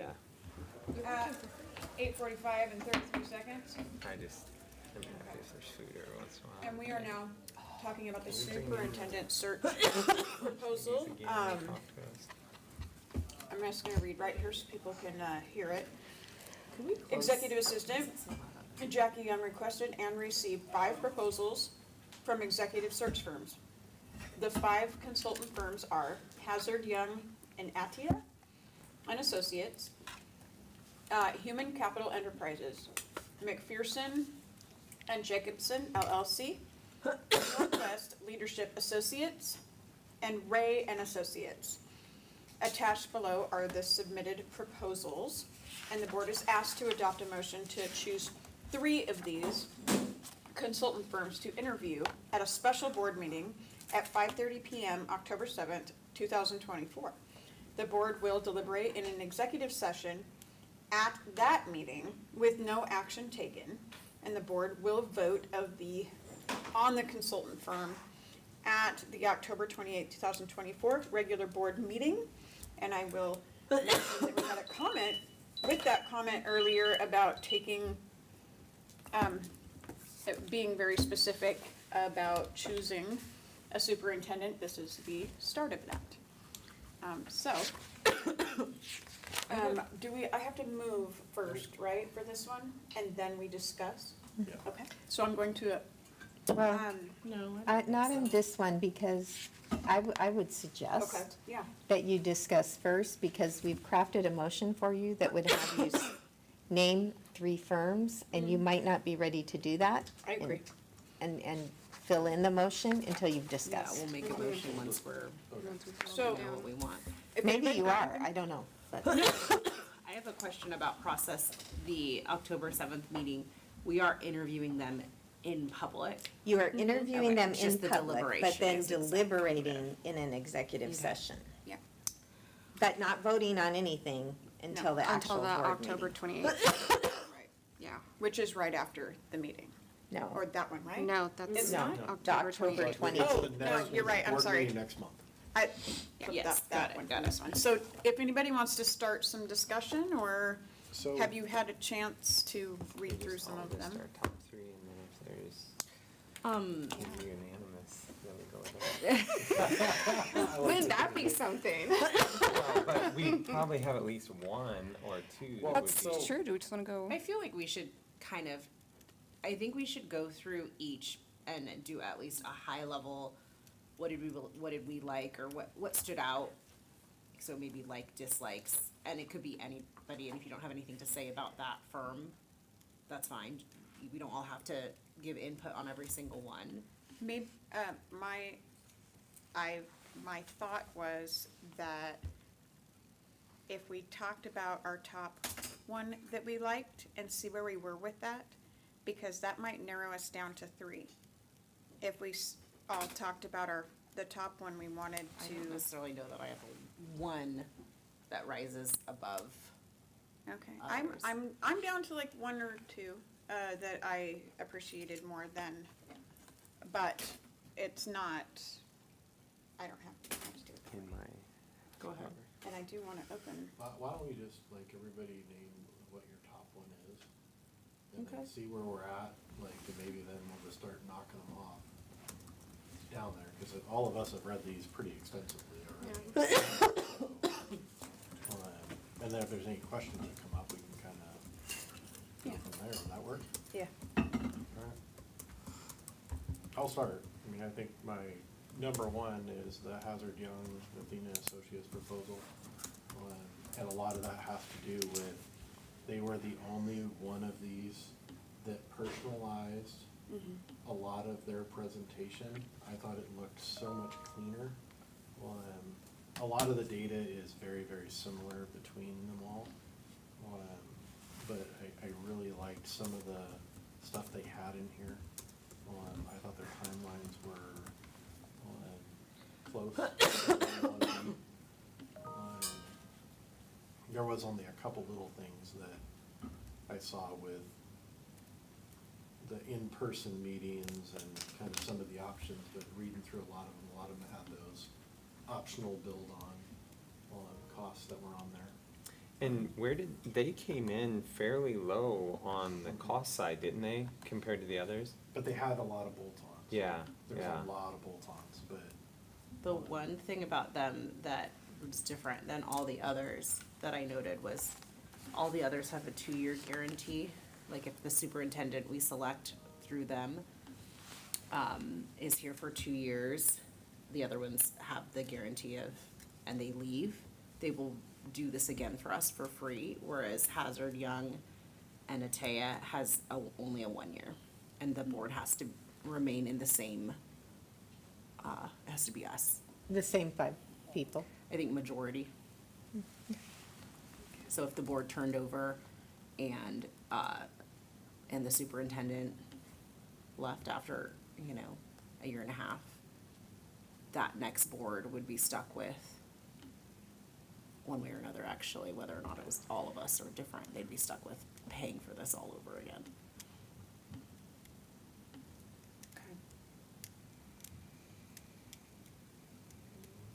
They were also I mean, I didn't have as much time to review, or I didn't take as much time to review.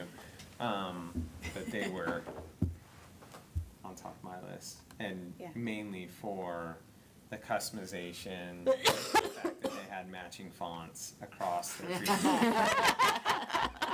It's attention to detail. That right? jumped out to me on some of the other ones that I was like, I'm sorry, you may have a great presentation, but if you don't have the level of professionalism to put that amount of effort into your proposal, Yeah. I'm having a tough time focusing on that.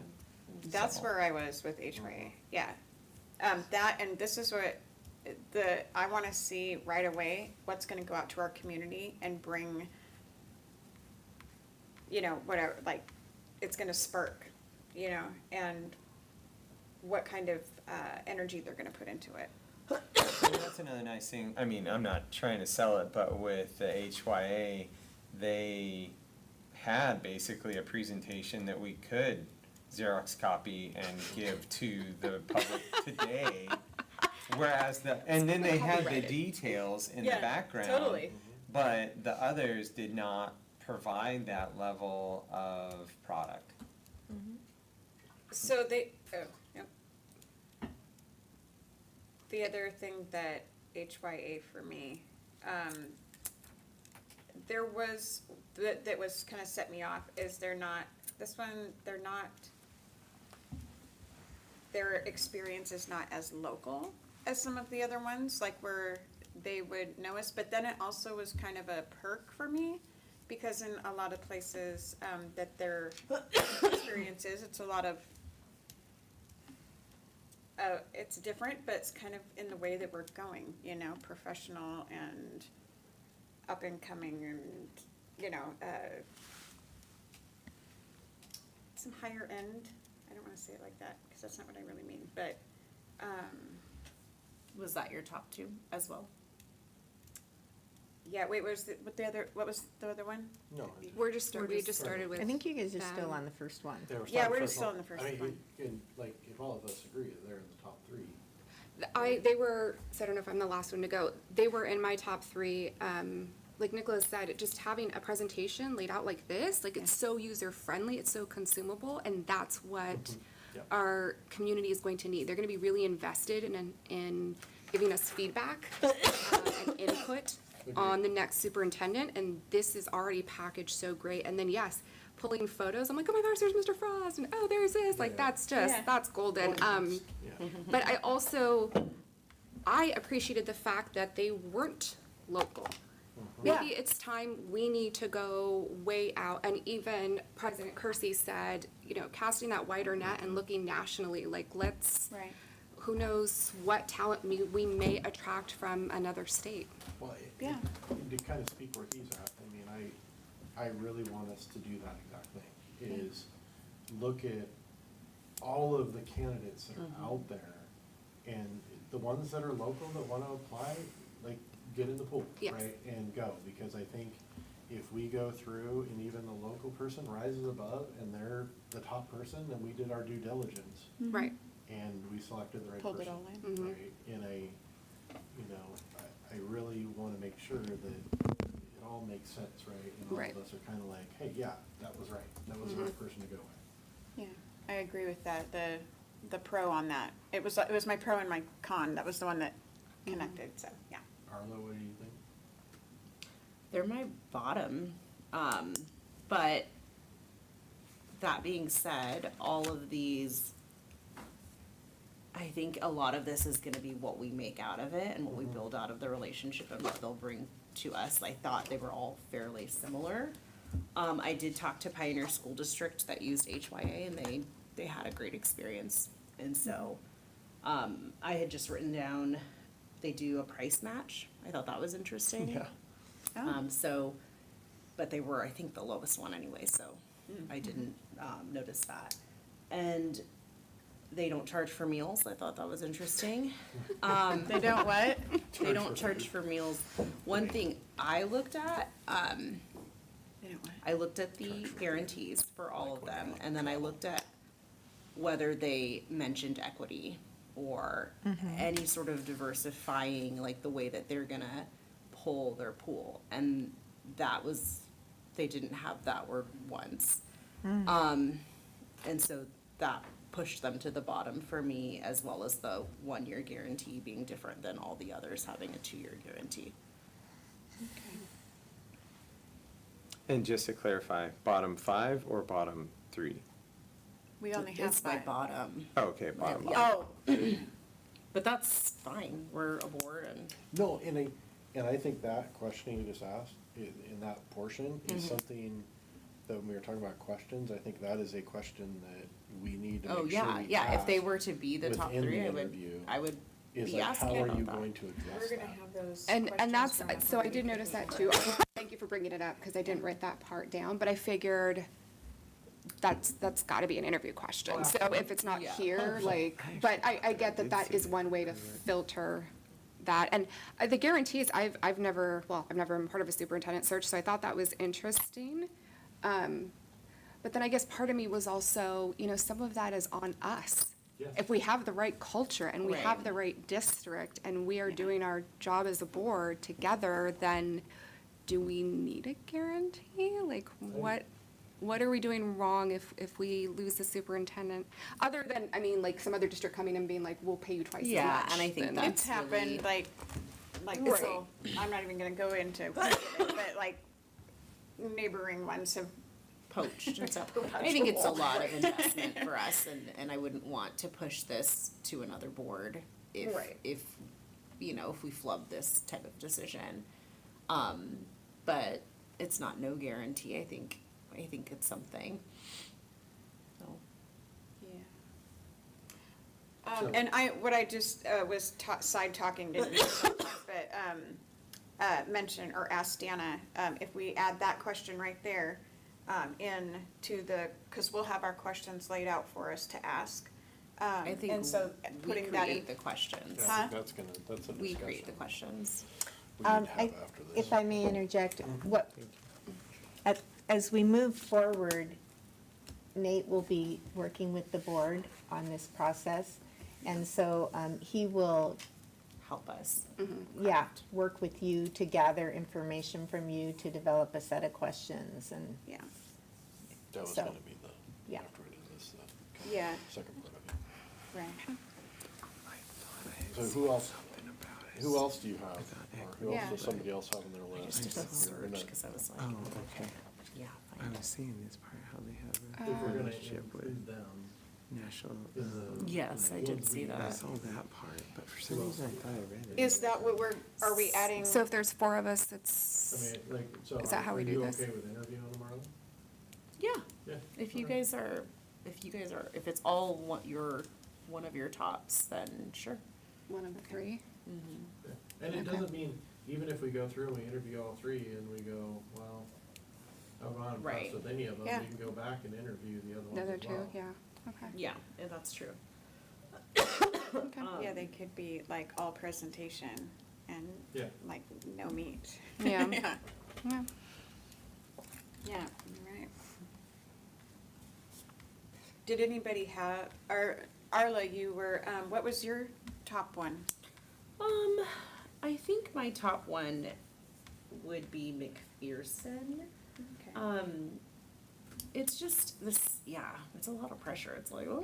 I didn't mean to call you out like No, that. I don't mean that. I don't mean you. I mean this whole thing. Comparing the 5 and trying to, Right. find these little nuggets of like, okay, what? Yeah. I liked McPherson and I liked Ray and Associates. I liked about McPherson, I've heard that they're easy to work with from Shelton School District. What did I write? Oh, I liked it. What I liked about McPherson is that chart that they had. so I really liked everyone's resumes and also in just like the different diverse backgrounds that they were all bringing to the table. They're former superintendents, they're former teachers, they're winning awards, like the people, they've won awards for superintendent of the year, and equity leader of the year, whatever. I liked seeing that on the individuals who were Oregon Superintendent of the Year, Champion for Equity Award, National Superintendent of the Year, named by 3 different organizations. So I just think they have good talent there. But that chart on page 14 or page 18 on ours of where they listed and where you can kind of see like, okay, Aberdeen went with them in 2009 and then they went, it's like they reused them 10 years later, you know? It's, you could kind of go through that and see that they have a lot of repeat customers, not within that like 2-year gap, but like 10 years later, like, okay. I just thought that was telling. And they talked a lot about the nationwide network that they would have. I liked Ray and Associates, because they had a specifically called out commitment to equity. I wrote this. Oh, I had talked to North Thurston about Ray and Associates because their board president works at Shelton School District. And the information she gave me was really interesting, but it was more, they had a positive experience with Ray and Associates. More broadly, she felt like the professional caliber, you have to really seek that out and like draw that out of these firms. And so North Thurston is a board of the year. They're consistently, attain excellence in that level. And so it just spoke to me that that was a firm that they had identified as being top tier, and specifically calling out again the talent that they had in that pool of people. She specifically called out Libra as someone exceptional to work with. And yeah, but I mean, a lot of these to me feel very similar. They're saying the right things. So yeah, if I had, my top 3 were Ray and Associates, Northwest, and McPherson, because I had ruled out Hazard because of the 1-year guarantee. And I had ruled out Human Capital Enterprises because they felt very HR based. Yeah, I and did not. That was me too. That was near the bottom. yeah, and so that just kind of left the other 3 as like, oh, yeah. Keep having to go back and forth. I like the McPherson as well. I do too. That was my second. I think it was my second. And the Northwest is on the list too. Going all the way through them in the packet, so they're all together. So I didn't Yeah. look at them, but And I had to break them out. I'm I didn't like, write 'em down. they're blurring together. McPherson and Jacobson were one of my top 3 too.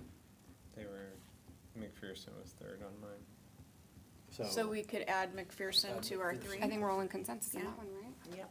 So really, and what did you guys think of the Human? Were you guys kind of in the same boat? Human was one of my bottom 2. Okay, same with you, Nick? So, well, you can just put them down there, and then really it would be between Ray and Associates and Northwest Leadership. That's, yeah. I'm trying to figure out, where is their list of local, and I'll figure out which one I had it between. Where their experience was, and where they worked. Where did I- Which one are you talking about? Northwest. Northwest? They're based local. Yeah. Like the closest one I could They did. find though was like South Kitsap, where I was like, oh, what around us has used them? That was. They did the this company one. that hired Dan. Oh, they they did. did? Oh. Yeah, so they did, they worked for us before. Why don't they write that down in here? That's kind of funny, isn't it? Right, well, that is pretty, because we had talked about it, and for some reason I thought it was HYA, because they were like, I mean, I don't know, maybe just they don't have the same blew people. up in Is my it the face, same all this people? color and beautiful. They don't have the same people. Okay. The people they're listing that would work with you are not the people that did last Do you think time. that would be very telling for them, like, oh, we should On So you used us Rockefeller. before. Got a Rockefeller on there. I don't know, no, that's not why. But I don't love their presentation. I didn't love necessarily. It's like hard to read, but. And they're definitely, I mean, if you look at a lot of where their associates are based, there's a lot that's in the Northwest. Yeah, oh, they did Bremerton, they did. So we're up between, what was it, Ray and Northwest?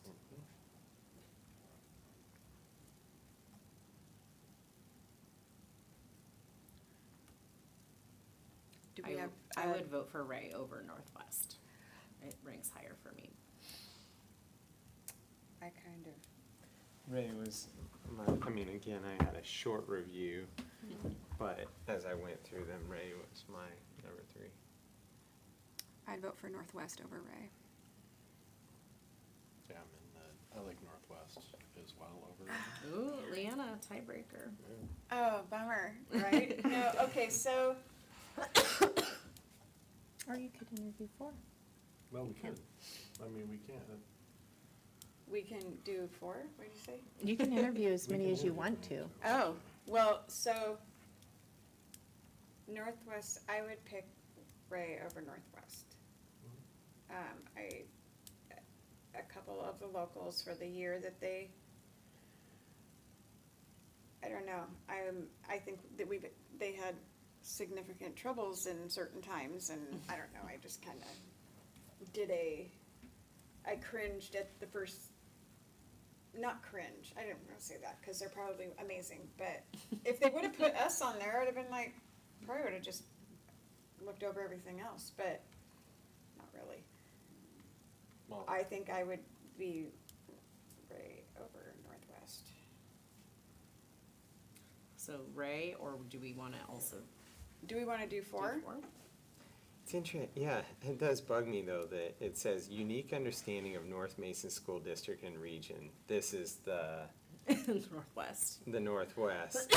Unique, but not unique enough to get it in our. Not a- Well, and then what's going for them is they did work for us the last time, so does it kind of give them a shoe-in for, like getting to come, yeah, try it again, and. I think we interview the 3 with Ray, with the 3 we talked about, interview with Ray, and then we can make a decision. Yeah. If we're not happy, then we can turn around and Yeah. interview that one as well. I think that's We smart. can- Because we're like, Waste- what did we talk waste so about? much time. Like, I think it was 15 minutes is what we talked about per I just still think it interview, bugs just that trying they to set up mention the that sessions. They did ours. Yeah, I think That's it's like- 30 I think you minutes. should probably count on 30. 30? Yeah, Okay. 30 minutes, because So- 15 minutes are gonna There would be 30 sneeze minutes twice and it'll be apiece over. in that meeting, and then plus the deliberations. 30 minutes each. I agree. Yeah. But I also voted for Ray, so I don't know. But I wonder put if they think we're the Northwest as same our, thing. we'll call Like, how them would if you we're know? like, We wouldn't have questioning known it. if Dana hadn't said anything. Boards turnover more, well, No, well, Dana said it's all new people. What I was saying is, because the comment was, they could have easily said, you guys hired us last time. And what I said is, maybe they were thinking, you all should know that you hired us last time. And Arla said, well, but the board changes. And I said, well, Dana said that these aren't the same people. So it kind of goes two ways about. Yeah.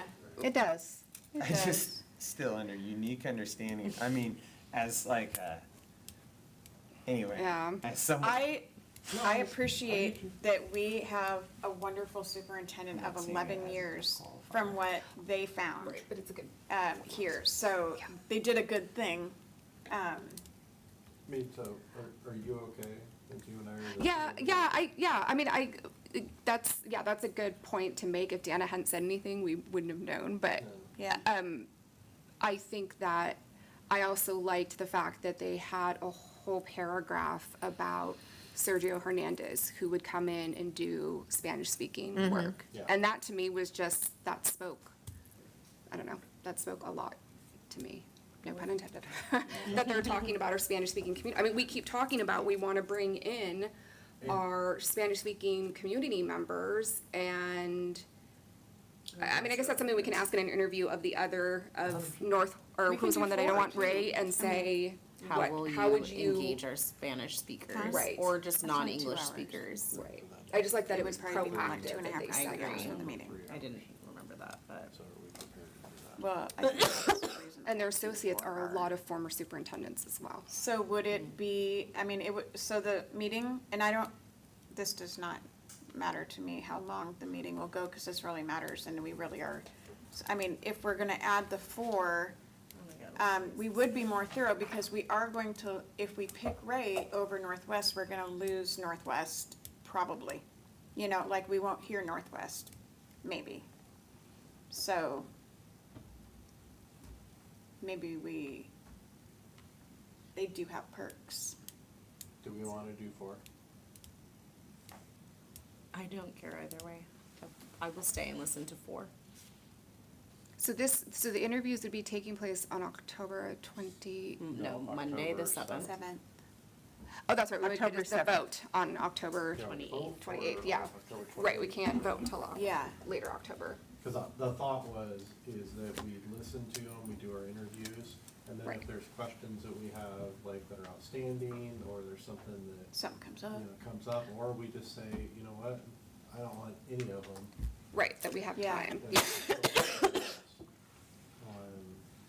But it gives us a little bit of time. Can I ask, and Jack, I don't know if you have this information readily, who, like the order in which they turned in their proposals? Jackie might know. Thank you. But I'm hearing music, and like, we've been watching the 1%. That is. It's a game show, and they've got 100 people, and it comes down to the one person that can, like, stay on the 1%. It's pretty cool. I don't know, sometimes I to me forgot that's his telling name. when it's He's like, got oh, little you turned it round in on glasses. the. Welcome to the time of year where everybody, I swear to God, everybody's been coughing. I just can't even, I'm Everybody like, I need to affected take it. some allergy medicine. Just make sure you know whether you have clear snot or green snot. That's what we've learned tonight. I so. did. I have That makes the starting until a little bit later even better. What is it? Haya submitted first, Okay. and then Ray and Associates did second. And then Northwest Leadership was third. And McPherson was fourth. And then the human was the last one. Okay. What Thank was the 5th one? There we go. Human capital. That was the one we That's took okay. out. I know, but I Not a bad just. name for a business. Human capital, It makes me think it's, Soylent Green. yeah. So, the top 4 are what we're talking about of turning in, and then the people that we already ruled out was 5, so, I say we go with 4. Yeah, there's I think we go enough with 4 no too. question. Yeah. And, I mean, human capital, we definitely say no All about, of us but did, like, yeah. But you still leave them in there in case, like In I said, case doesn't we work want. out. Oh yeah, if we go through 4 of Yeah. these and we can't do it, we're just gonna call human capital and be like, you got the job. and Or I we could mean, open it up again. Yeah. Well, we can, Yeah, Look no, we again. can't, we can, I mean, we So- could but also interview all of them. I do think though, and maybe we've already established this, but I do think we need to have a matrix of questions so that we can ask the same questions of each group and be able to score that. Each one of us score it so that we can kind of, and exactly, Oh, that's what we working on it do. already? That's what he's doing, yeah. Can you talk to the question process a little bit and, thank you. sorry. Good evening, Nathan Fitzpatrick, Director of Human Resources. Sorry, I'm used to formality. No, so yeah, there's multiple ways that we can go with this, and I don't want to spend too much of your time, but really, prior to going into questions, and you all modeled this really well in the conversations that you were having about the why behind, your top choices, right? What were some of the things that stood out to you in terms of what you're looking for as a representative of our community and your constituents in terms of what are the qualities and characteristics that we hope to see in our next superintendent and where they're going to take our school district. And so as a board, process that we could follow in terms of picking those questions is really starting with what are those key look-fors and qualities and criteria that we're starting with, right? And how are we going to gather the evidence through an interview process of a search firm that'll help us get those pieces, right? So, Director Shepherd-Bull, you spoke to, equity is one core value that really stood out to you in your screening, right? And so that might be something that, as the board was discussing, for conversation and a question to ask, the other other potential firms that have put in proposals where that wasn't highlighted, right? It's something that we really want to get additional evidence on. And so really starting first with the qualities and characteristics and then building the questions from that is step one. And what is how are you, what's the actual way that we're gonna get the questions together since we can't all meet all the time? For sure, yeah. I think, I think that's a conversation that we can have soon on that, right? Is getting something scheduled out or creating a process where step one is maybe each of you individually, submit the characteristics that you're thinking about, or I could maybe develop something that is a list, right? And we sort of can narrow it down there. It doesn't necessarily need to be in person. It can be something that we can do digitally, and then Not voting. That's right, no voting. Yeah, no voting, thank you. Dan will keep me in check on that. Just to make sure that, sorry, went that way. But in terms of process, that could be something that we could do prior to the October 7th meeting to develop those questions. So step one, gather the characteristics or criteria, and then step two is to develop the questions. And step three is, once we have the questions, it's actually related to step one.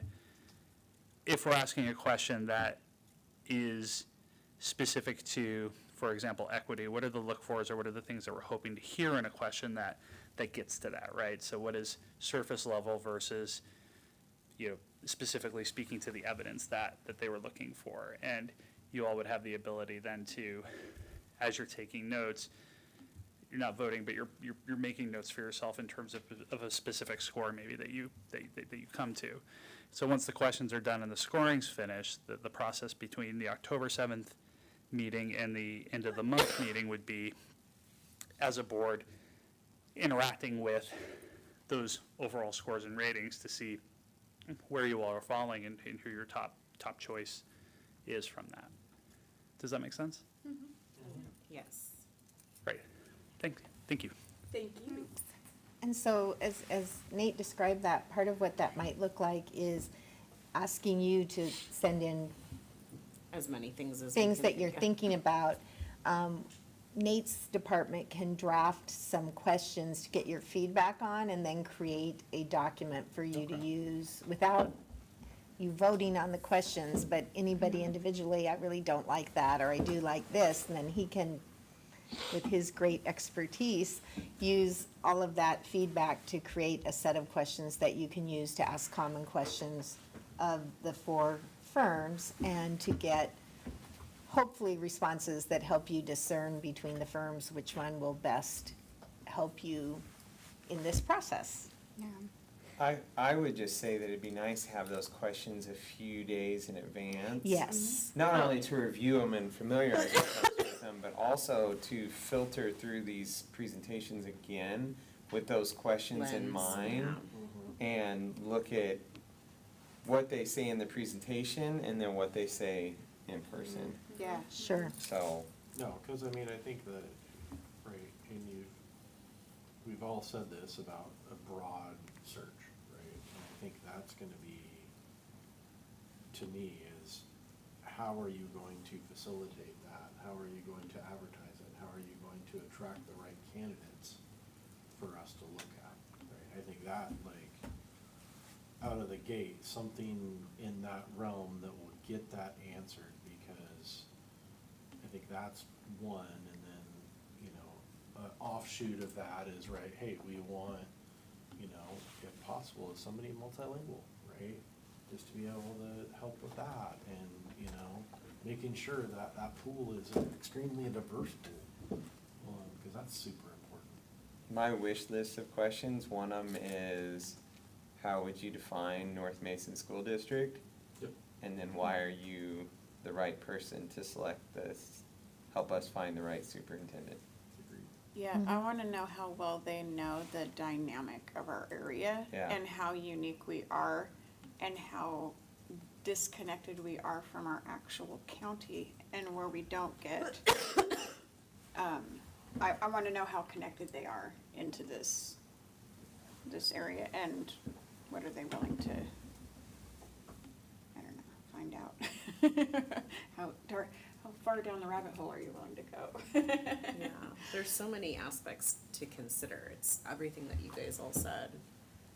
But it's just like, it's down to the basics of like, how are you going to communicate to us, How are you really agile at Teams and creating breakout sessions on Zoom or whatever? It's like, I don't know, it's just really, there's a lot, and I wanna read through these top 4 again even. I think the communication and communication with the board, questions How centered often on do that you would plan to be be here? awesome.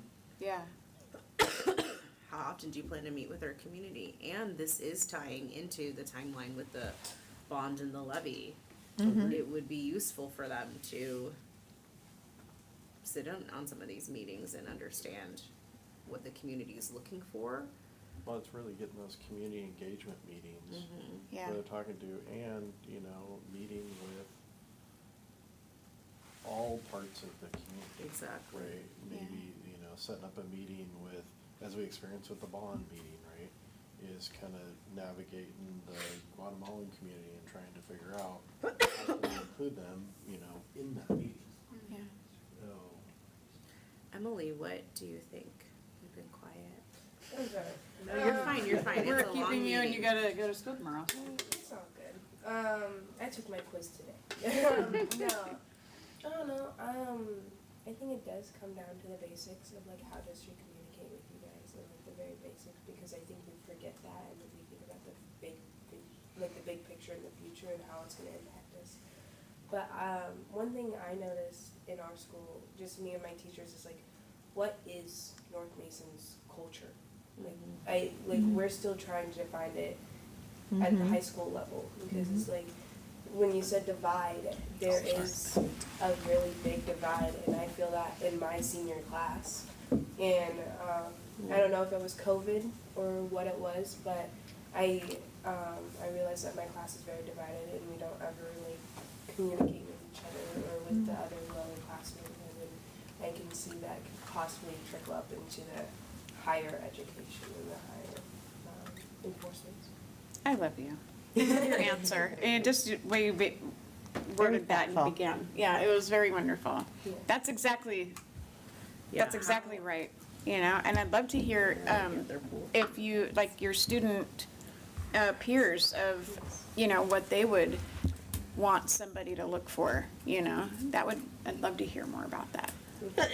Okay, I make a motion. Did you have something to say? I heard you mutter something about their pool of candidates, and I think finding out from them what differentiates their pool of candidates from others, Yes. because you look at HR and it's like, That's a good question. are you monster or career builder? Like, Oh yeah, you both have the same resumes. Yeah. But what sets them apart? Yeah. I like that one. I make a couldn't. motion that we invite the following 4 firms to be interviewed on October 7th, 2024. Hazard Young, Atea and Associates, McPherson and Jacobson LLC, Northwest Leadership Associates, and Ray and Associates. Okay, and is there any discussion?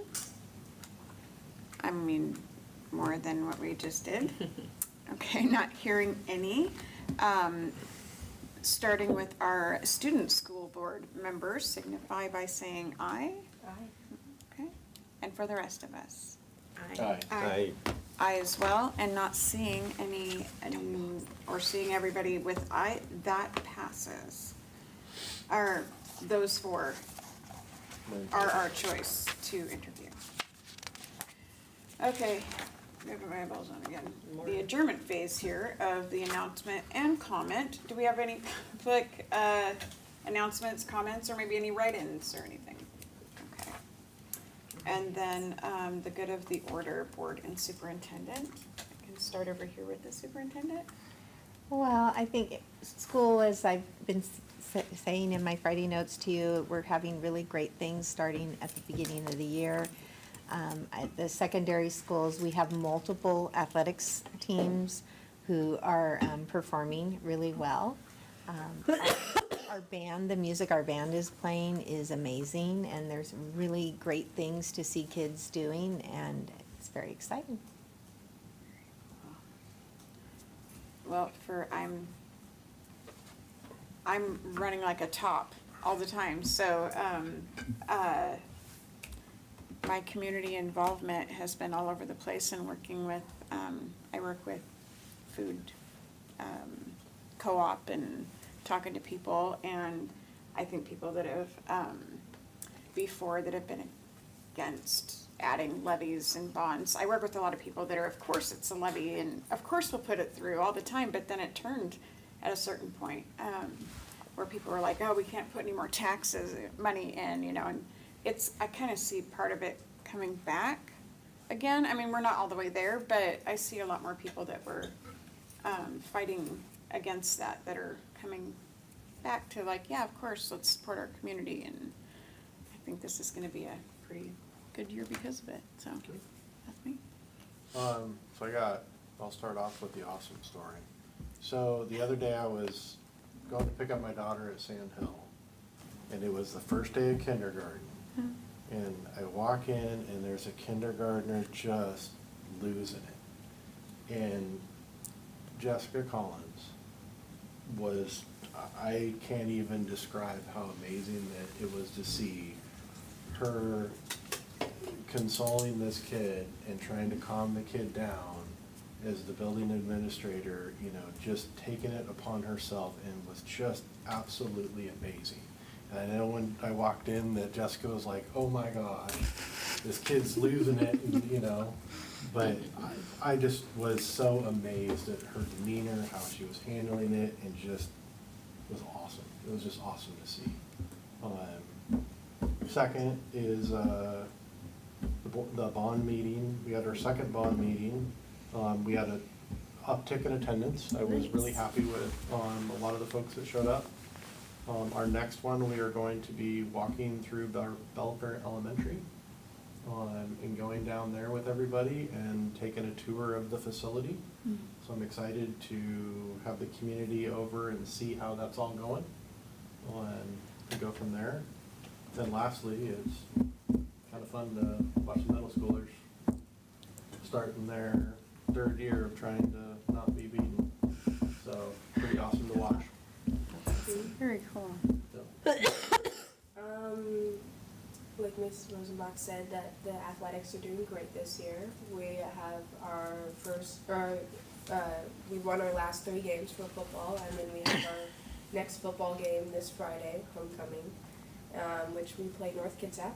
And then this Saturday, no, it's not homecoming, is it? No, Next this week. Saturday is the marching band competition in Peninsula. It's our Peninsula Classic. It's our first one of the season, which we're very excited. And then I just wanted to congratulate Rob Thomas on getting athletic director. Yeah.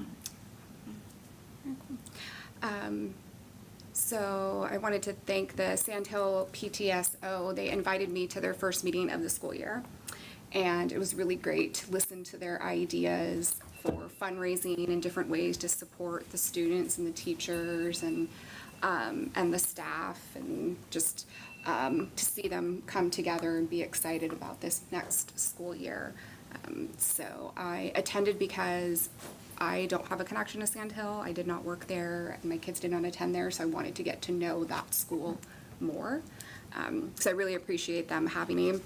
And then I attended, yes, the 2 first varsity football games, and it was amazing to see the kids come out, the community come out. I mean, both nights just packed. And we had Caden Katie Natencio was named the Kitsap Sun Athlete of the Week. I believe that was last week, so that was really amazing. And he did this play that I've never seen on a high school football field. Yeah, jumping over the guy. Oh, it was great. So, yes, it was amazing. Yeah, we had a few touchdowns that didn't count, but they were still awesome plays. And then I saw our girls varsity volleyball play against, I believe it was Swim. They played their hearts out. They were great.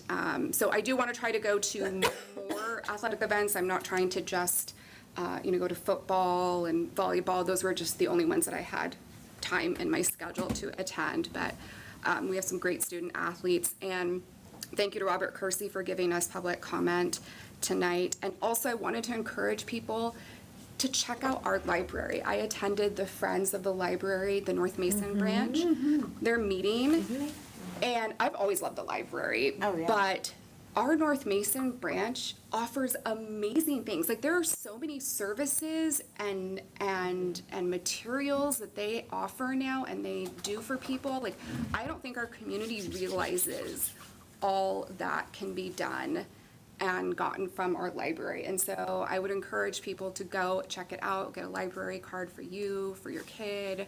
And just, it's an amazing place, so.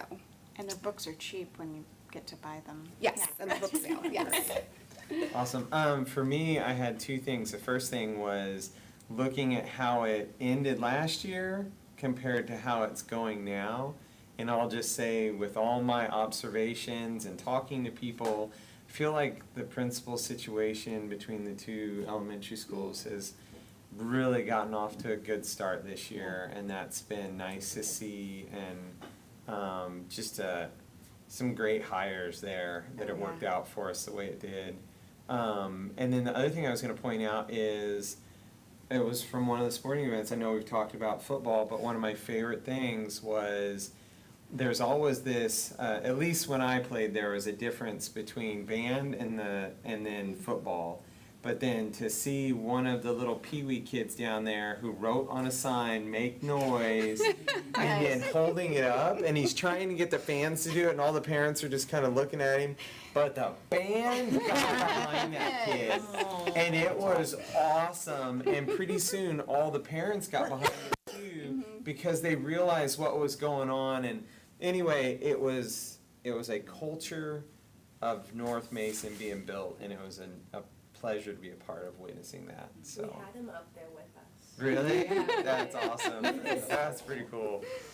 That is way cool. I love that. I wanted to first, I know she's not here anymore, but Chris York, congratulations again for Teacher of the Year. She's been such a backbone to the night school at James Taylor, and the things that she's done and has been willing to do, it's just beyond. So she's very deserving, and I was very happy to see that. I joined the Belfair PTA and was kind of surprised to learn, because I have friends who are on the Sandhill PTA, and that's a very involved PTA, and they do a lot. And so I was kind of expecting to hear similar at Belfair, and was surprised. They are doing a lot, but with they basically haven't ramped up post-COVID as quickly as like Sandhill has. And so there's a lot that needs to be done there, but there were a lot of parents there and a lot of excitement to kind of get it off the shoulders of the three people who'd been doing things for 2 years, really just like one person. And I think the teachers and Ms. Klussman were really appreciative to see that, because I think a lot of the last couple of years, the load has fallen on the teachers, and that's just uneven, and more parents need to get involved, so I would plug that. And I also did one day of the general conference for WASDA. I did it virtually, and it's always just a very interesting experience. It's the one time of year where it's like the WASDA overarching legislative committee is reviewing their bylaws and just all their legislative priorities. And then school boards across the state vote. They make amendments, and then they're pushing their own proposals, and so it's for anyone who may be interested in being the ledge rep in the future. It's fascinating. It's fascinating to see the little pockets of how different school boards are different, small versus large, red versus blue. And just a lot goes on. Everyone's professional, but there's a lot of like kind of reading between the lines that you have to do when you're like, I'm not gonna vote for that. That sounds a little bit like they have an agenda, and so, but it's an all-day thing, so you just have it on in the background and you're like, oh, time to vote? Okay, so, yeah, that's been my month. Very cool. And I forgot to mention, one thing I was gonna say that I saw on Facebook was 2 different ends very far away from this school, and 2 comments of what the hell is that light in the sky? And it was our football field. Yeah, it was so bright. They were like, why is it, what is glowing? And it was the full moon. It was like the harvest moon. But we did it too. We were coming from Shelton we were doing ACT at the YMCA. We were coming back and it was late. And I'm like, it was like something landed. It was so bright. I've never seen it so bright. So that was great. So it was nice to hear from the community in that. All right, so on to our board self-assessment of the meeting. Director Thomas, Okay. will you lead us in that? And I was gonna ask, for these, for general meeting behavior, I found that we were satisfactory in all. Is it sufficient to say that? Yes, you can do that. Perfect. Yeah. And then also in the governance principles review, as I looked through those and as I listened during the class, I felt that we followed the principles of all those listed. So I would find us as overall satisfactory. Perfect. Very good. You are wonderfully efficient. I love it. Okay. I always wanna do that. This is great. All right.